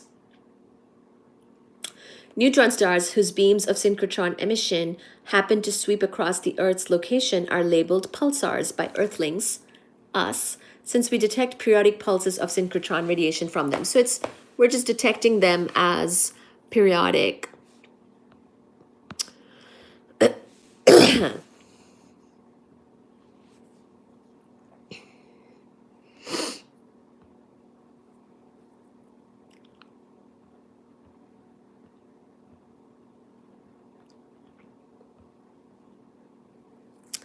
Hi, Reese. Hi, everybody. We've got people hitting on the girl and blatant racism. This is what I miss when I just listen. Do they get brighter?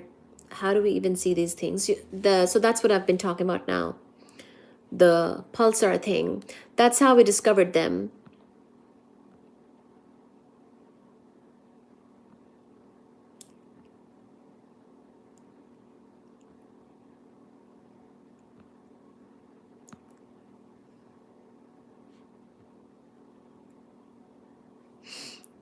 Can I mod in here? Yes. Here.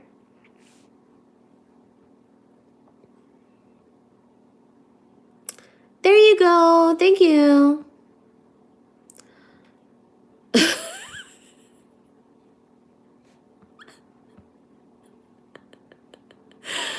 Thank you, Reese. Can I mod? Yes, here you go.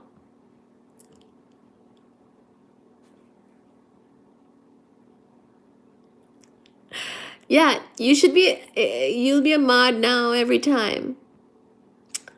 Belgian cops coming in here. You know, Grimace was pretty nice yesterday. I don't know what they're doing today. But basically, we saw them at first, we saw them as like these pulsar things. It's because they're, you know, rotating, so you can't see their radiation all the time. You might see them at a periodic rate. And so we called them pulsars. So this is similar in the way in which we see pulses of light from a lighthouse whenever its rotating beams of light sweep across our location. So yeah. I feel special. Oh, special? At first I looked at that and I was like, flesh? Special. Okay, special. You are special. Of course, you and Doro, the most special.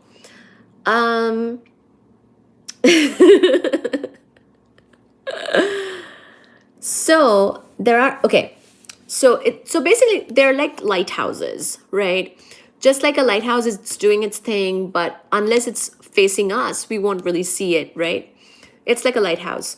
So similar to the way in which we see pulses of light from a lighthouse whenever its rotating beams of light sweeping across our location, there are about 500 pulsars known to us. However, since the synchrotron beams of pulsars are fairly narrow, we expect the number of pulsars as seen from Earth to be significantly smaller than the number of neutron stars. Why are we sure that pulsars are rotating magnetized neutron stars? For one thing, we don't know of anything else that would produce such strong pulses of light at such short periods.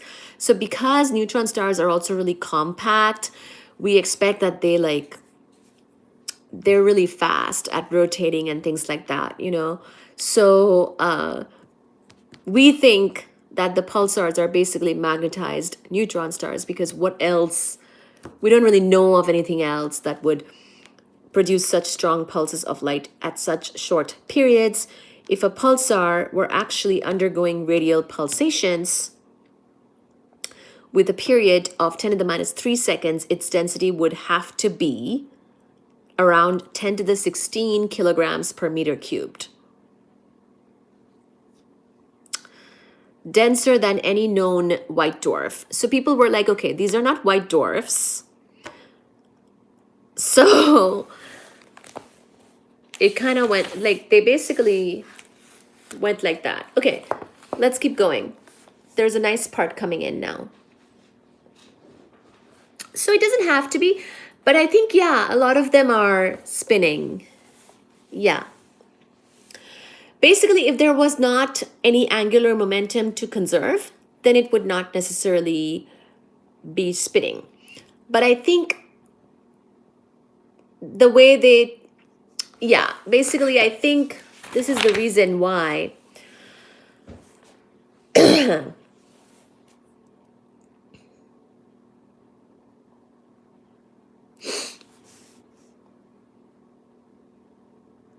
basically, if there is a rotating magnetic field, which would then create an electric field, which then creates the synchrotron radiation, which then shows up as like a pulsar to like some certain requirements have to be met, but oftentimes they're pulsars. Yes. If that makes sense. A clinching piece of circumstantial evidence is that some pulsars are found within supernova remnants. Both. So I think it's not completely for sure known that you have to be a pulsar. But we've seen pulsars and we think that, oh my gosh, these have got to be neutron stars because of like other reasons. And so here's some more of that. A clinching piece of circumstantial evidence is that some pulsars are found within supernova remnants. Both neutron stars and supernova remnants are created as the consequence of core collapse in a massive star. So by the way, oh, thank you, Ben. Thank you so much. I do not comment much, but rest assured that I'm listening carefully. Thank you so much, Ben. Really appreciate you as well. Thank you. Ben, Reese, and Doro. And I'm sure I'm missing someone. Can their proximity to us be calculated in any way? Yeah. Yes. So basically, another thing I didn't really mention yet is because there are different types of supernova. The neutron stars are not really thought to be made unless you are doing a core collapse type of supernova of a very massive star, right? So it's almost like we've seen pulsars within supernova remnants, and we've also seen neutron stars to be supernova remnants. So let's briefly review events during core collapse.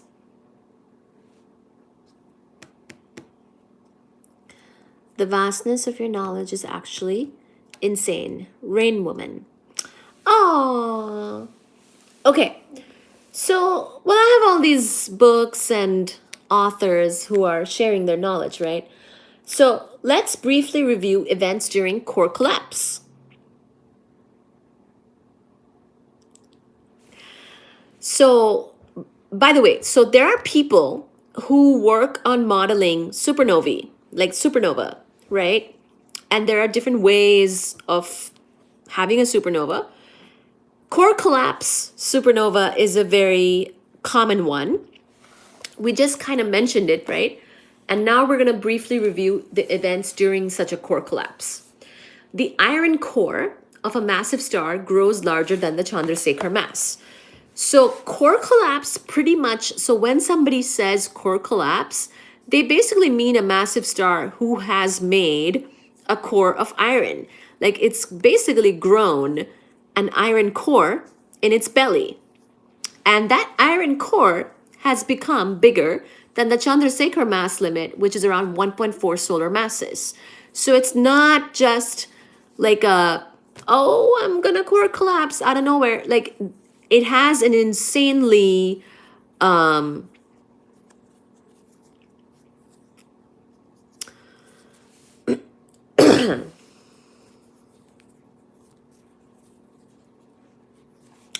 Reese is just lying. He's like an electrical engineer and he has like a whole business. Oh, sorry. Did I say things about Belgium that I shouldn't? He does science for a living. Successfully. So he knows a lot.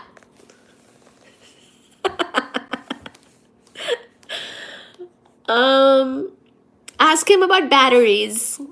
I'm sure he knows about he knows everything about batteries, capacitors, inductors, circuits, electricity. The iron core of a massive star grows larger than the Chandrasekhar mass before a core collapse. No longer supported by degenerate electron pressure, the core starts to collapse. So basically, electron degeneracy pressure can't really support such a massive core anymore. Remember how white dwarfs are supported by electron degeneracy pressure, but the white dwarf mass limit is basically the Chandrasekhar limit, which is around 1.4 solar masses. If you're much bigger than that, if your core is much bigger than the size of a regular white dwarf, or around the Chandrasekhar mass limit, which is around 1.4 solar masses, electron degeneracy pressure can't really hold you together anymore. Protons and electrons now will combine to form neutrons, and 10 to the 57 neutrinos are produced in that process of where protons and electrons come together to make neutrons. All those neutrinos leave the star, carrying away energy from it. The collapsing neutron sphere is actually dense enough to be opaque to neutrinos, so it takes them a while to work their way out in a random walk. So if you're modeling this core collapse supernova, you'd have to model this as well. Basically, the neutrinos apparently have some trouble leaving this core, and so do a random walk out of the star. Next bullet, the neutron sphere is compressed slightly beyond the point where degenerate neutron pressure balances gravity and bounces back. So the neutron sphere is compressed slightly beyond the point where degenerate neutron pressure balances gravity and bounces back, because at some point you can't compress neutrons together anymore because a strong force is repulsive. So it's like gravity would have smooshed these things even more together, but the neutron degeneracy pressure, which is also ruled by strong force, doesn't let you come any closer than a certain point because the strong force is repulsive at smaller distances. The core bounce sends a shock wave through the outer layers of the star. So remember, we talked about shock waves when we talked about gamma ray bursts. So this is similar, okay? It's very interesting. When these types of things are happening at these scales and speeds, there's basically like shock waves now. The core bounce sends a shock wave through the outer layers of the star. After 30 milliseconds or so, the amount of matter swept up by the shock wave is sufficient to temporarily stall the shock's outward motion. Beautiful. After 30 milliseconds or so, the amount of matter swept up by the shock wave is sufficient to temporarily stall the shock's outward motion.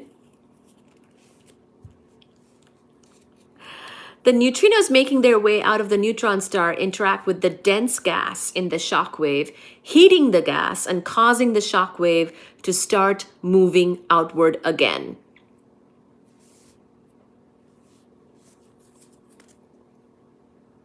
Because it's almost like all this stuff sometimes balances itself out. It's like, like the core bounce sends a shock wave through the outer layers of the star. After 30 milliseconds or so, the amount of matter swept up by the shock wave is sufficient to temporarily stall the shock's outward motion. So the neutrinos are carrying away a lot of energy. They do interact through the weak force. They just interact weakly. They don't interact for the most part, but because this is a ton of neutrinos, they're basically taking all that energy out of the core and weaving it through the dense gas in the shock wave, heating the gas and causing the shock wave to start moving outward again. Basically, think of it as the neutrinos are carrying out some of the energy within that core. It's a ton of neutrinos. The energy carried out by this neutrino, so neutrinos interact through the weak force. It's a different kind of force, but they do interact, they just interact a lot less. But because this is a ton of neutrinos and they're carrying out an energy, which is an immense amount of energy, I think we said it was 10 to the 46 joules. That's how much energy the neutrinos carry out. That's more energy than the sun will put out during its main sequence, our sun. The outer layers are then ejected at high speed. So once the shock wave starts to move outward again,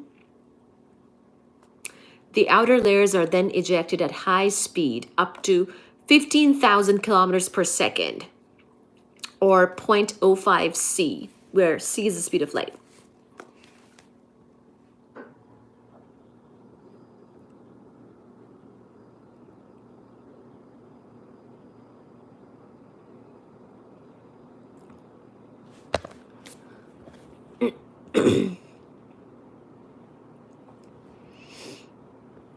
Electrician. So electricians know a lot about electronics.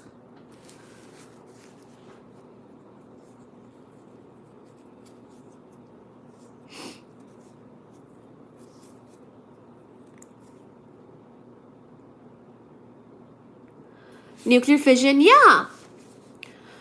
So nuclear fission is about breaking a nucleus.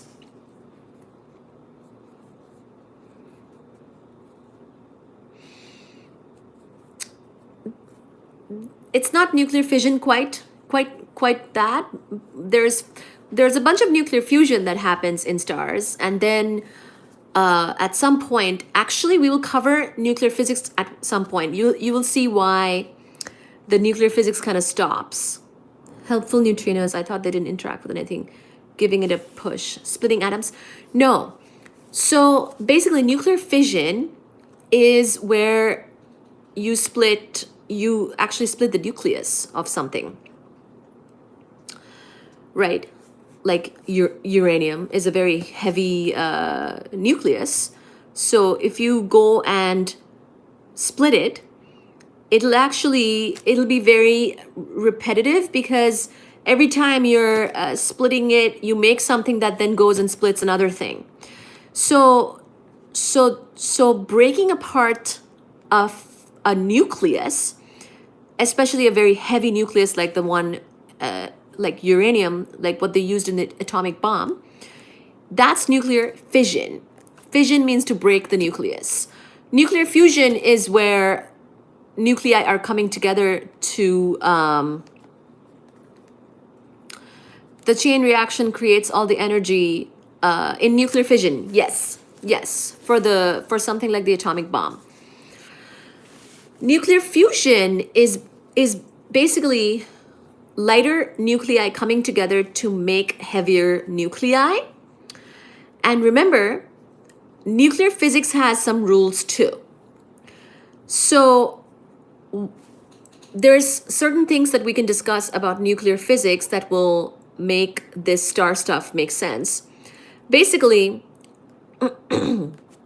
certain nuclei are more stable, okay? So for example, we talked about binding energy at one point, remember about that? Basically, not all nuclei, so think about the periodic table, think about all the elements, and remember that the elements, what a certain element is determined by how many protons there are in the nucleus. But at some point, you start to get more and more neutrons actually as well for the heavier elements. But basically, when it comes to the nucleus of something, remember how the same type of element can have isotopes, as in the different number of neutrons in the nucleus can give you an isotope of the same element, right? For example, for hydrogen and helium, deuterium, things like that. So then, basically, certain nuclei, how stable a nucleus is, depends on something called binding energy. And iron has like an amazing binding energy. So the iron nucleus is very stable. So the stars, pretty much, the more massive stars, which has a lot of ability to gather together a lot of different smaller nuclei to make the heavier and heavier nuclei, the more stuff you have, the more you can make the heavier nuclei, right? Because you're literally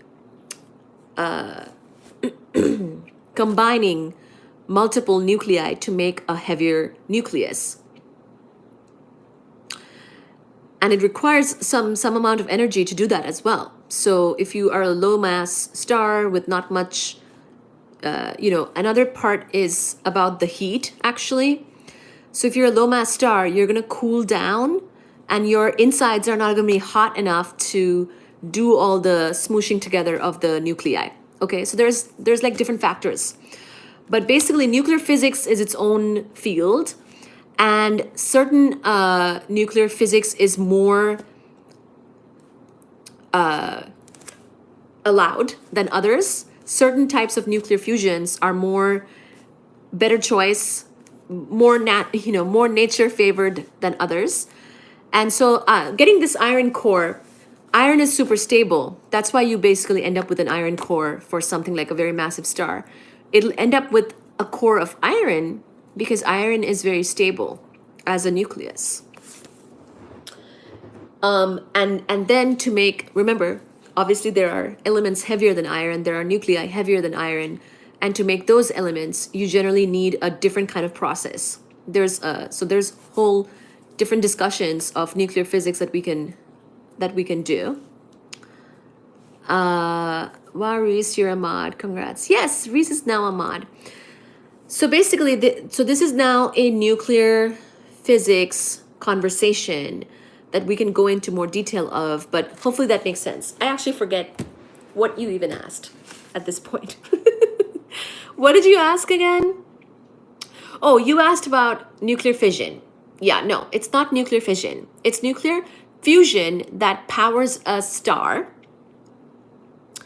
And then once it reaches that level of an iron core, which remember is very stable, it's basically gonna stop doing as much nuclear physics or nuclear power as it needs to in order to support itself against gravity. Because if the nuclear physics or the nuclear fusion does not happen, then it will collapse on itself because of all this mass. It's vulnerable, it's susceptible to gravitational collapse. Okay? One interesting side effect of the shock wave. So we determined that core collapse has shock waves, a lot like the shock waves that we talked about in gamma ray bursts, remember? Because gamma ray bursts, depending on the type of gamma ray burst, is basically just a bigger supernova, right? The long gamma ray bursts are hypernovae or bigger supernovae, and the short gamma ray bursts are neutron star mergers, or neutron star and black hole mergers, or black hole mergers. Gravity wins if the star's fusion game is weak. Got it. Yes! Yes! Gravity wins if the star's fusion game is weak. Yes! Oh my gosh! You got it. Also, it's also a little bit to do, so you got the main point. That's the main point. The finer point is about the strong force, which is that you can't, the electron degeneracy pressure doesn't keep you stable after a certain point. So there's things like that as well, but that's less important at this point. So one interesting side effect of the shock wave is that it produces small amounts of elements. Ooh, are you ready for elements heavier than iron? So one interesting side effect of the shock wave is that it produces small amounts of elements heavier than iron in the shock wave. Small amounts, but nonetheless. it takes energy to create these ultramassive elements, but the supernova has energy to spare. If it's gonna die, might as well make something heavier, right? Another interesting side effect is that the expanding gas becomes hot and emits lots of light. So that's why a supernova is basically, it looks like a really bright star because it emits lots of light. The light emitted by the shock-heated gas is what we usually think of when we talk about a supernova. However, photons carry only a small amount of the energy associated with the core collapse. Here's a more complete accounting. So we think of supernova I think supernova means like new star, or like this really bright star is how it got its name. But actually, the light we would see from a supernova is not even the main part of the energy that is released from a core collapse supernova. So listen to this bookkeeping. So the energy associated with the core collapse supernova is as follows. Neutrino energy, so the energy carried out by neutrinos. Oh, Suji mama, good girl. Good girl, Suji. Suji's drinking water, so I'm encouraging her. Good girl, my baby. So, neutrino energy. The energy carried out by neutrinos is 10 to the 46 joules. That's a lot. Kinetic energy of ejected gas, 10 to the 44 joules.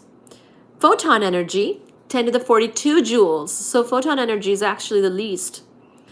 This energy comes from the gravitational potential energy of the pre-collapse core. A neutron star has gravitational potential energy of -3 times 10 to the 46 joules. This is about 10% of the rest energy of a neutron star, which is 3 times 10 to the 47 joules.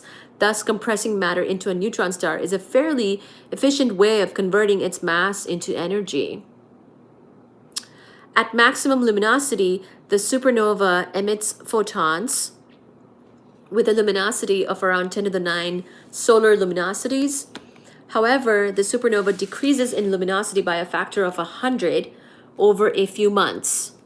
So if we see Betelgeuse supernova, Betelgeuse is a red giant. We expect it to supernova or die. At first, you would see a very bright star as in a bright spot, a bright star. I'm saying like this because it's a supernova. But then over the course of a few months, the luminosity should be kind of going down, you know. Supernovae are bright but brief-lived phenomena. We looked at gamma ray bursts, remember, even more extreme events in the sky, and they are super transient. Gamma ray bursts, the typical time period of a gamma ray burst is even shorter. It's of the order of like seconds, you know. Of course, there's some more details that we also discussed about that, but you know, an interesting tidbit of information is that the nearest star, oh, here we go. I forgot. They're about to talk about Betelgeuse. An interesting tidbit of information is that the nearest star with mass of greater than 7 solar masses. So Betelgeuse has a mass of over 7 solar masses. So it's a giant. And that's like a terminology in the life cycle of a star. What did you say creates gamma ray bursts? So gamma ray bursts, depending on the type of gamma ray burst, if it's a long gamma ray burst, it is basically from a hypernova, like a super big supernova. So the stuff we're talking about now, but like even more extreme, that's what makes a long GRB, long gamma ray burst. And then short gamma ray burst is from mergers of, so like super, it's basically from an explosion, but it depends like what causes the explosion, right? So the explosion in the case of a long gamma ray burst is either a hypernova, or in the case of a short gamma ray burst is basically a neutron star merger, or a neutron star black hole merger. So like two neutron stars in a binary doing a dance together, revolving around each other, losing energy, will finally collide. And when it collides, there's massive amounts of energy released, an explosion, lots of drama. That's basically going to give you a short gamma ray burst. Or a neutron star black hole binary. Oftentimes, these things are in binaries. They're like a couple exploding together eventually. What a couple. So Betelgeuse, speaking of supernova, so Betelgeuse is a giant. It has a mass of greater than 7 solar masses, and it's at a distance of only 130 parsecs. When it becomes a supernova, any millennium now, pretty much Betelgeuse, when I was in undergrad, Betelgeuse was already due.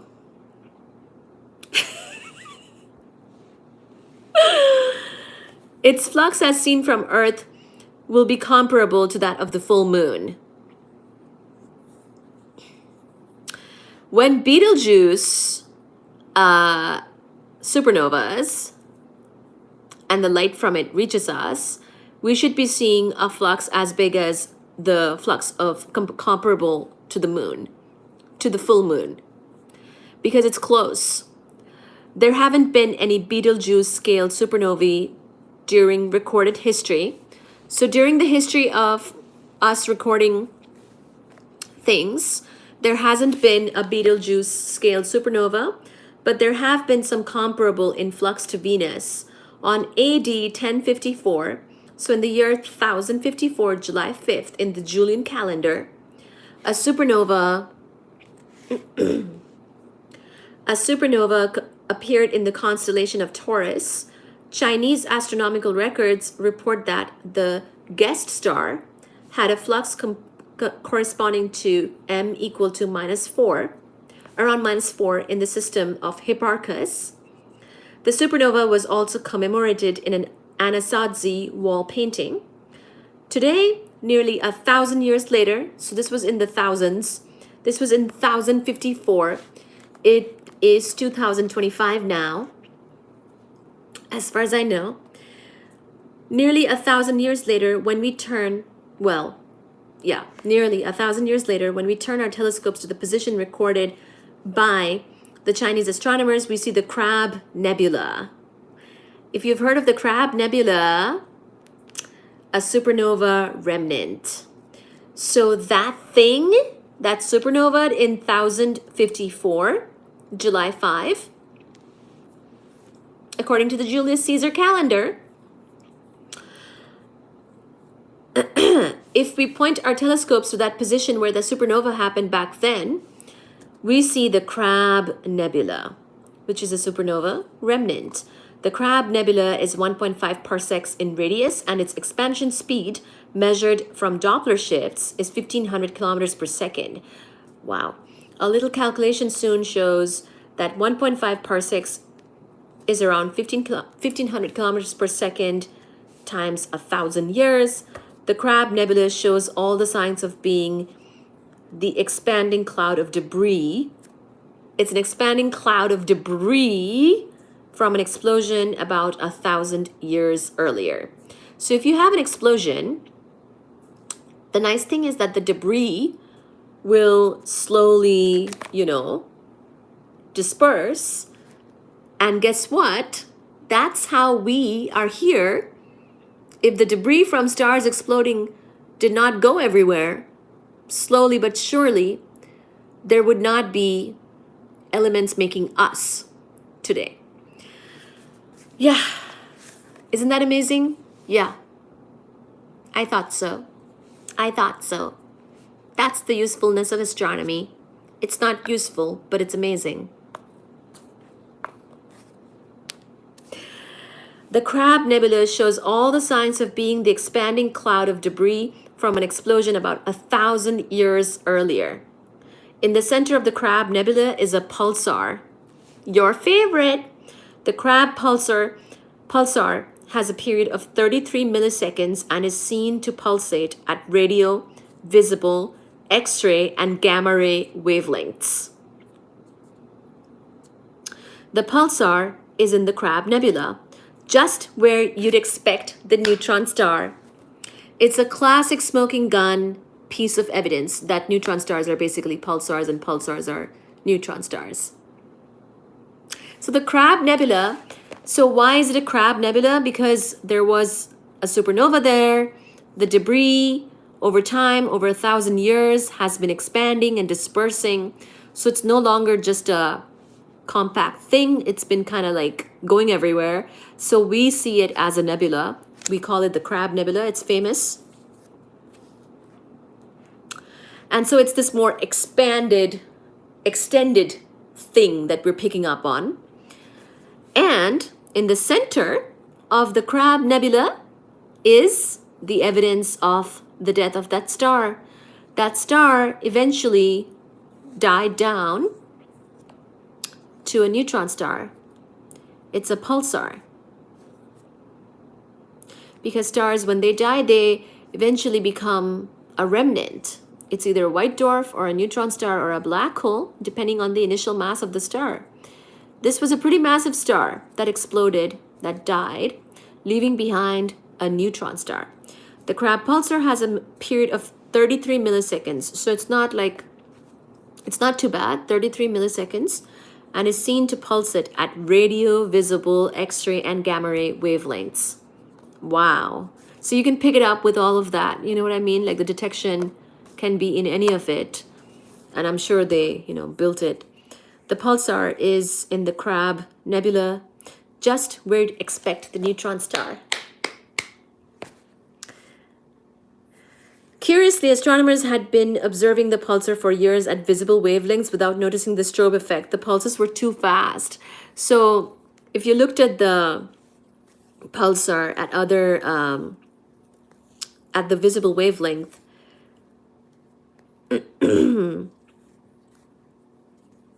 you might not see all of the effects of it. They had to eventually see it in radio, visible, X-ray, gamma ray. That's why we say multi-messenger astronomy. Like you want to be using multiple parts of the spectrum, whether it be light and maybe even completely other particles. That might also give you some indication. Wow. Thanks for carbon dying stars. Yeah, I mean, not just carbon. Stars that make carbon, that make iron, that make more than iron. All of that stuff can die and make us. Did die and make us. I remember reading something about that golden disk we sent on that craft in the hope of aliens finding it. Voyager and how it described our position using neighboring pulsars. Oh, I don't know about that, but yeah, maybe. Maybe. So that's neutron stars. Hi. Welcome to the live. Thank you for joining. Thank you for 20 likes. How nice.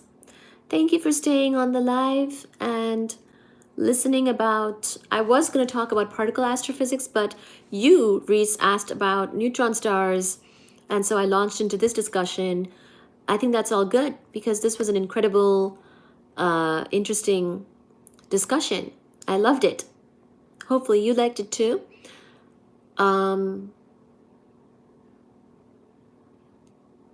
It had recordings of human voices and famous music, etc. Oh. Okay. Yeah. I don't know. That sounds interesting though. I always enjoy your lives. They're fascinating. Thank you. And now you're a mod. I should have done this sooner. Thank you for offering to be a mod. I kind of forgot about mods. I mean, that one time I had a really strict mod, but usually they're kids and they don't stay up this late. So for this particular live with the physics, usually I think in the past we didn't have much issues with people kind of being too disruptive, but I think, yeah, no, this is a good development. You're a mod now. Yay, thank you so much for modding. So, yeah, I won't be as trigger happy as that other mod. Oh yeah, he's a kid. What's his name again? Death Dragon. Death Dragon is like, he's like 8. He loves, yeah, he loves banning people. One time, I know, bless him. One time, he like banned almost everyone.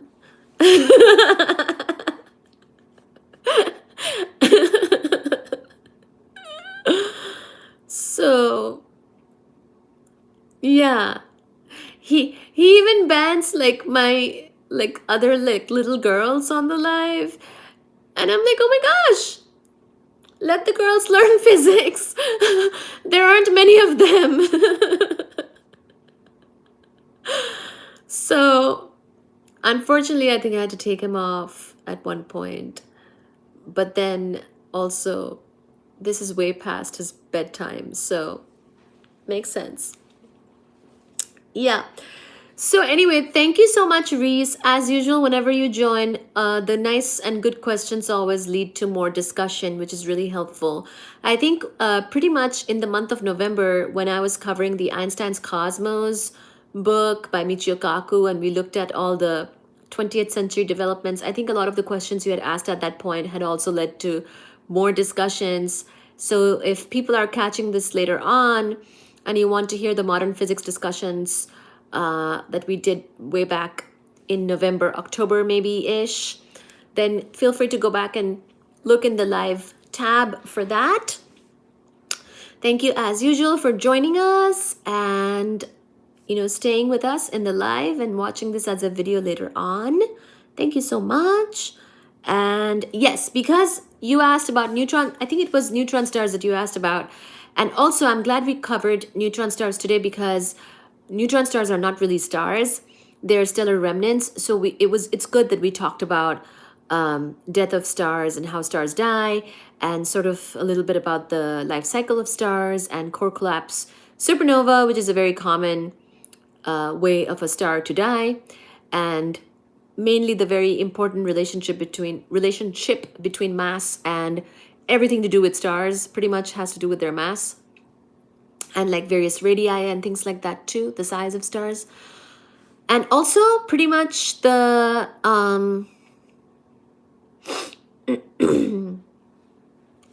yes, and also pretty much the different types of stellar remnants that we covered.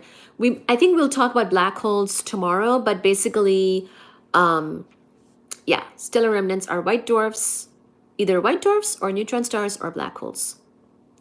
If I ever go quiet in the lives, it's because I've fallen asleep. Sometimes I'm exhausted, but I always try to catch the streams when I can.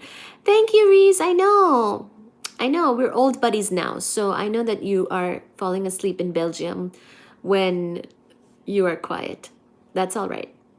You should fall asleep. It's, yeah, get some sleep. Have a good Saturday. Thank you. Thank you, thank you. If I catch you next time, thanks for all the effort you put into the streams. Thank you. Thanks for appreciating. Appreciate you. Oh, you said the same thing. Appreciate you. Thank you. Thank you, thank you, thank you. So, thank you indeed for being here. If you're watching this later on, do leave us a comment. Reese here has done a lot of mod work. So thank you to that again. And you know what? We didn't really talk too much about black holes today. We talked about white dwarfs and neutron stars, which are both stellar remnants. So, oh, and also my phone battery is very low at this time.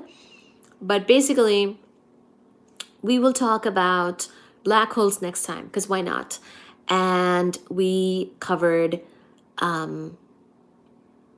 lots of interesting details about white dwarfs and neutron stars today, especially neutron stars and the fact that they're maybe pulsars. So, catch you all again next time, hopefully tomorrow. And you know what? I think I'm going to talk about black holes tomorrow. Take care. Bye. See you tomorrow. Bye. Bye, Ben. Bye, Reese. Yay. Thank you, thank you. Bye, Ben. Bye, Reese. Bye, Doro Doro. Bye, everybody. We talked about the core collapse stuff more. There's definitely interesting things about black holes that we can cover tomorrow. This was good.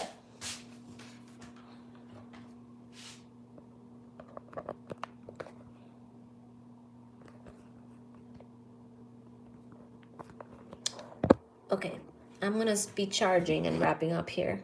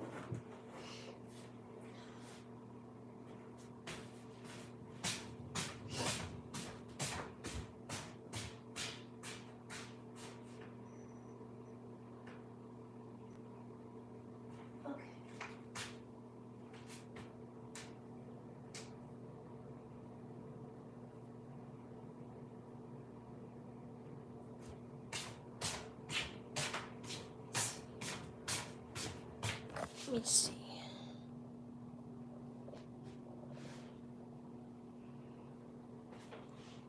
No, she's fine. I always encourage them to drink.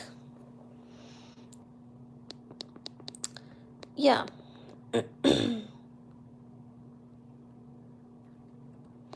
Yeah, no. Touch wood, yeah. Thank you to the universe. We are good. They better be good. They're my children, my babies. Here's Suji.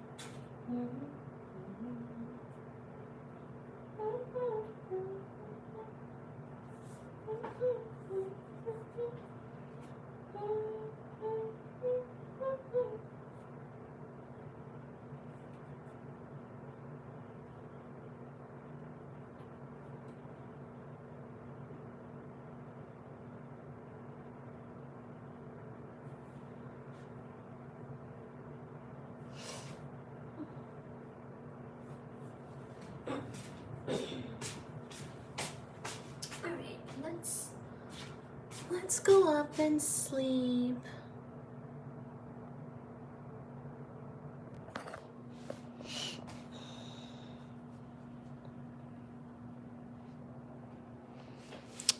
Oh, Doro.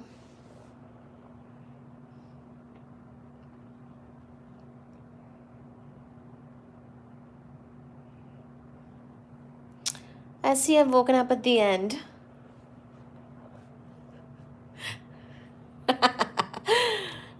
Random weather changes, plus where I'm at, there's a bug going around.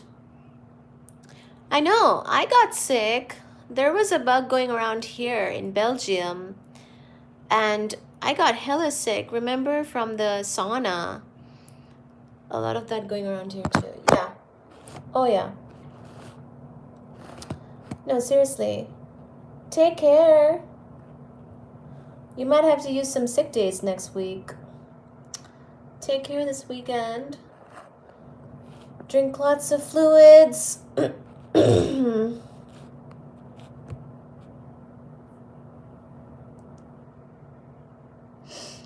Yeah, in my part of Belgium, everyone is getting sick. It's my turn. Oh my gosh. Seriously. I know what you mean. Over here too, like a few things were going around and yeah, got sick. Everyone just in Belgium now? Yeah. Yeah, so Reese, we just say Belgium now for all of us. Yep. Indeed. Indeed, that is what we do. Oh, hi, Fuji. Oh my gosh. Oh my gosh. Hi, Fuji. Oh my gosh. I believe it. That blows. Oh well. I'm in South Belgium. Yep. He is. He is in the south of Belgium. Hi, Fuji Babu. You're my child. You're my child. You're my child. Hi, Fuji baby. Hi, Fuji baby. They all want attention after all the physics lectures. Let me show you. Look at these. Look at these kitty cats. Look at this one. Hi.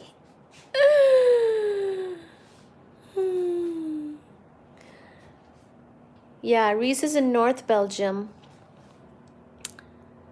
Look at these childrens. These childrens.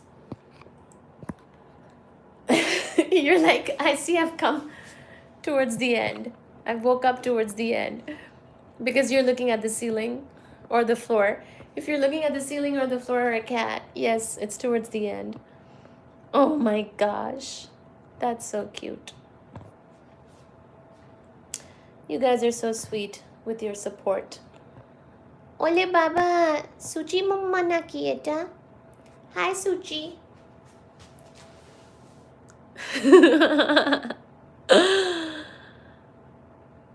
I don't know how you stay up so late, but glad you do. Yeah, I'm a night owl.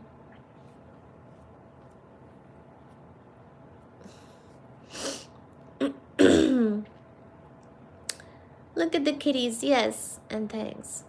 My cat is hanging too. It's just cats all over Belgium. I know they are. They get plenty of snacks, but it's because I'm in the kitchen. They correlate me in the kitchen and the food and all that. They just always want things. Look at this one. Look at Baji. Baji, I'm gonna move your stool. Look at this. He's here too. Oh, Baji. Hi, Baji. Oh, look at Baji getting kisses. He's giving kisses and getting kisses.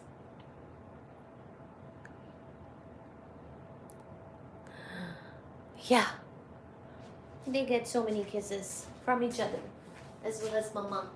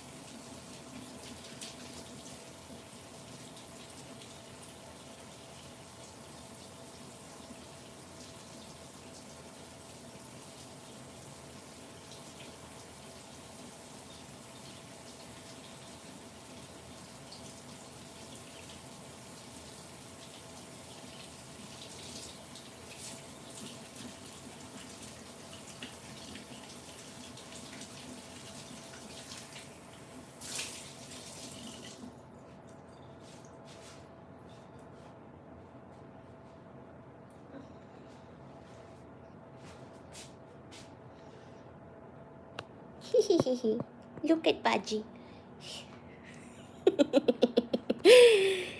Little Mr. Baji.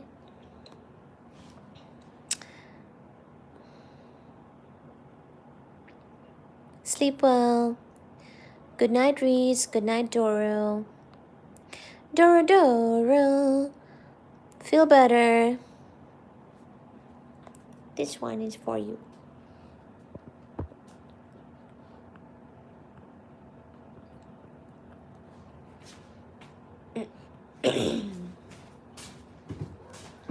Come, babies.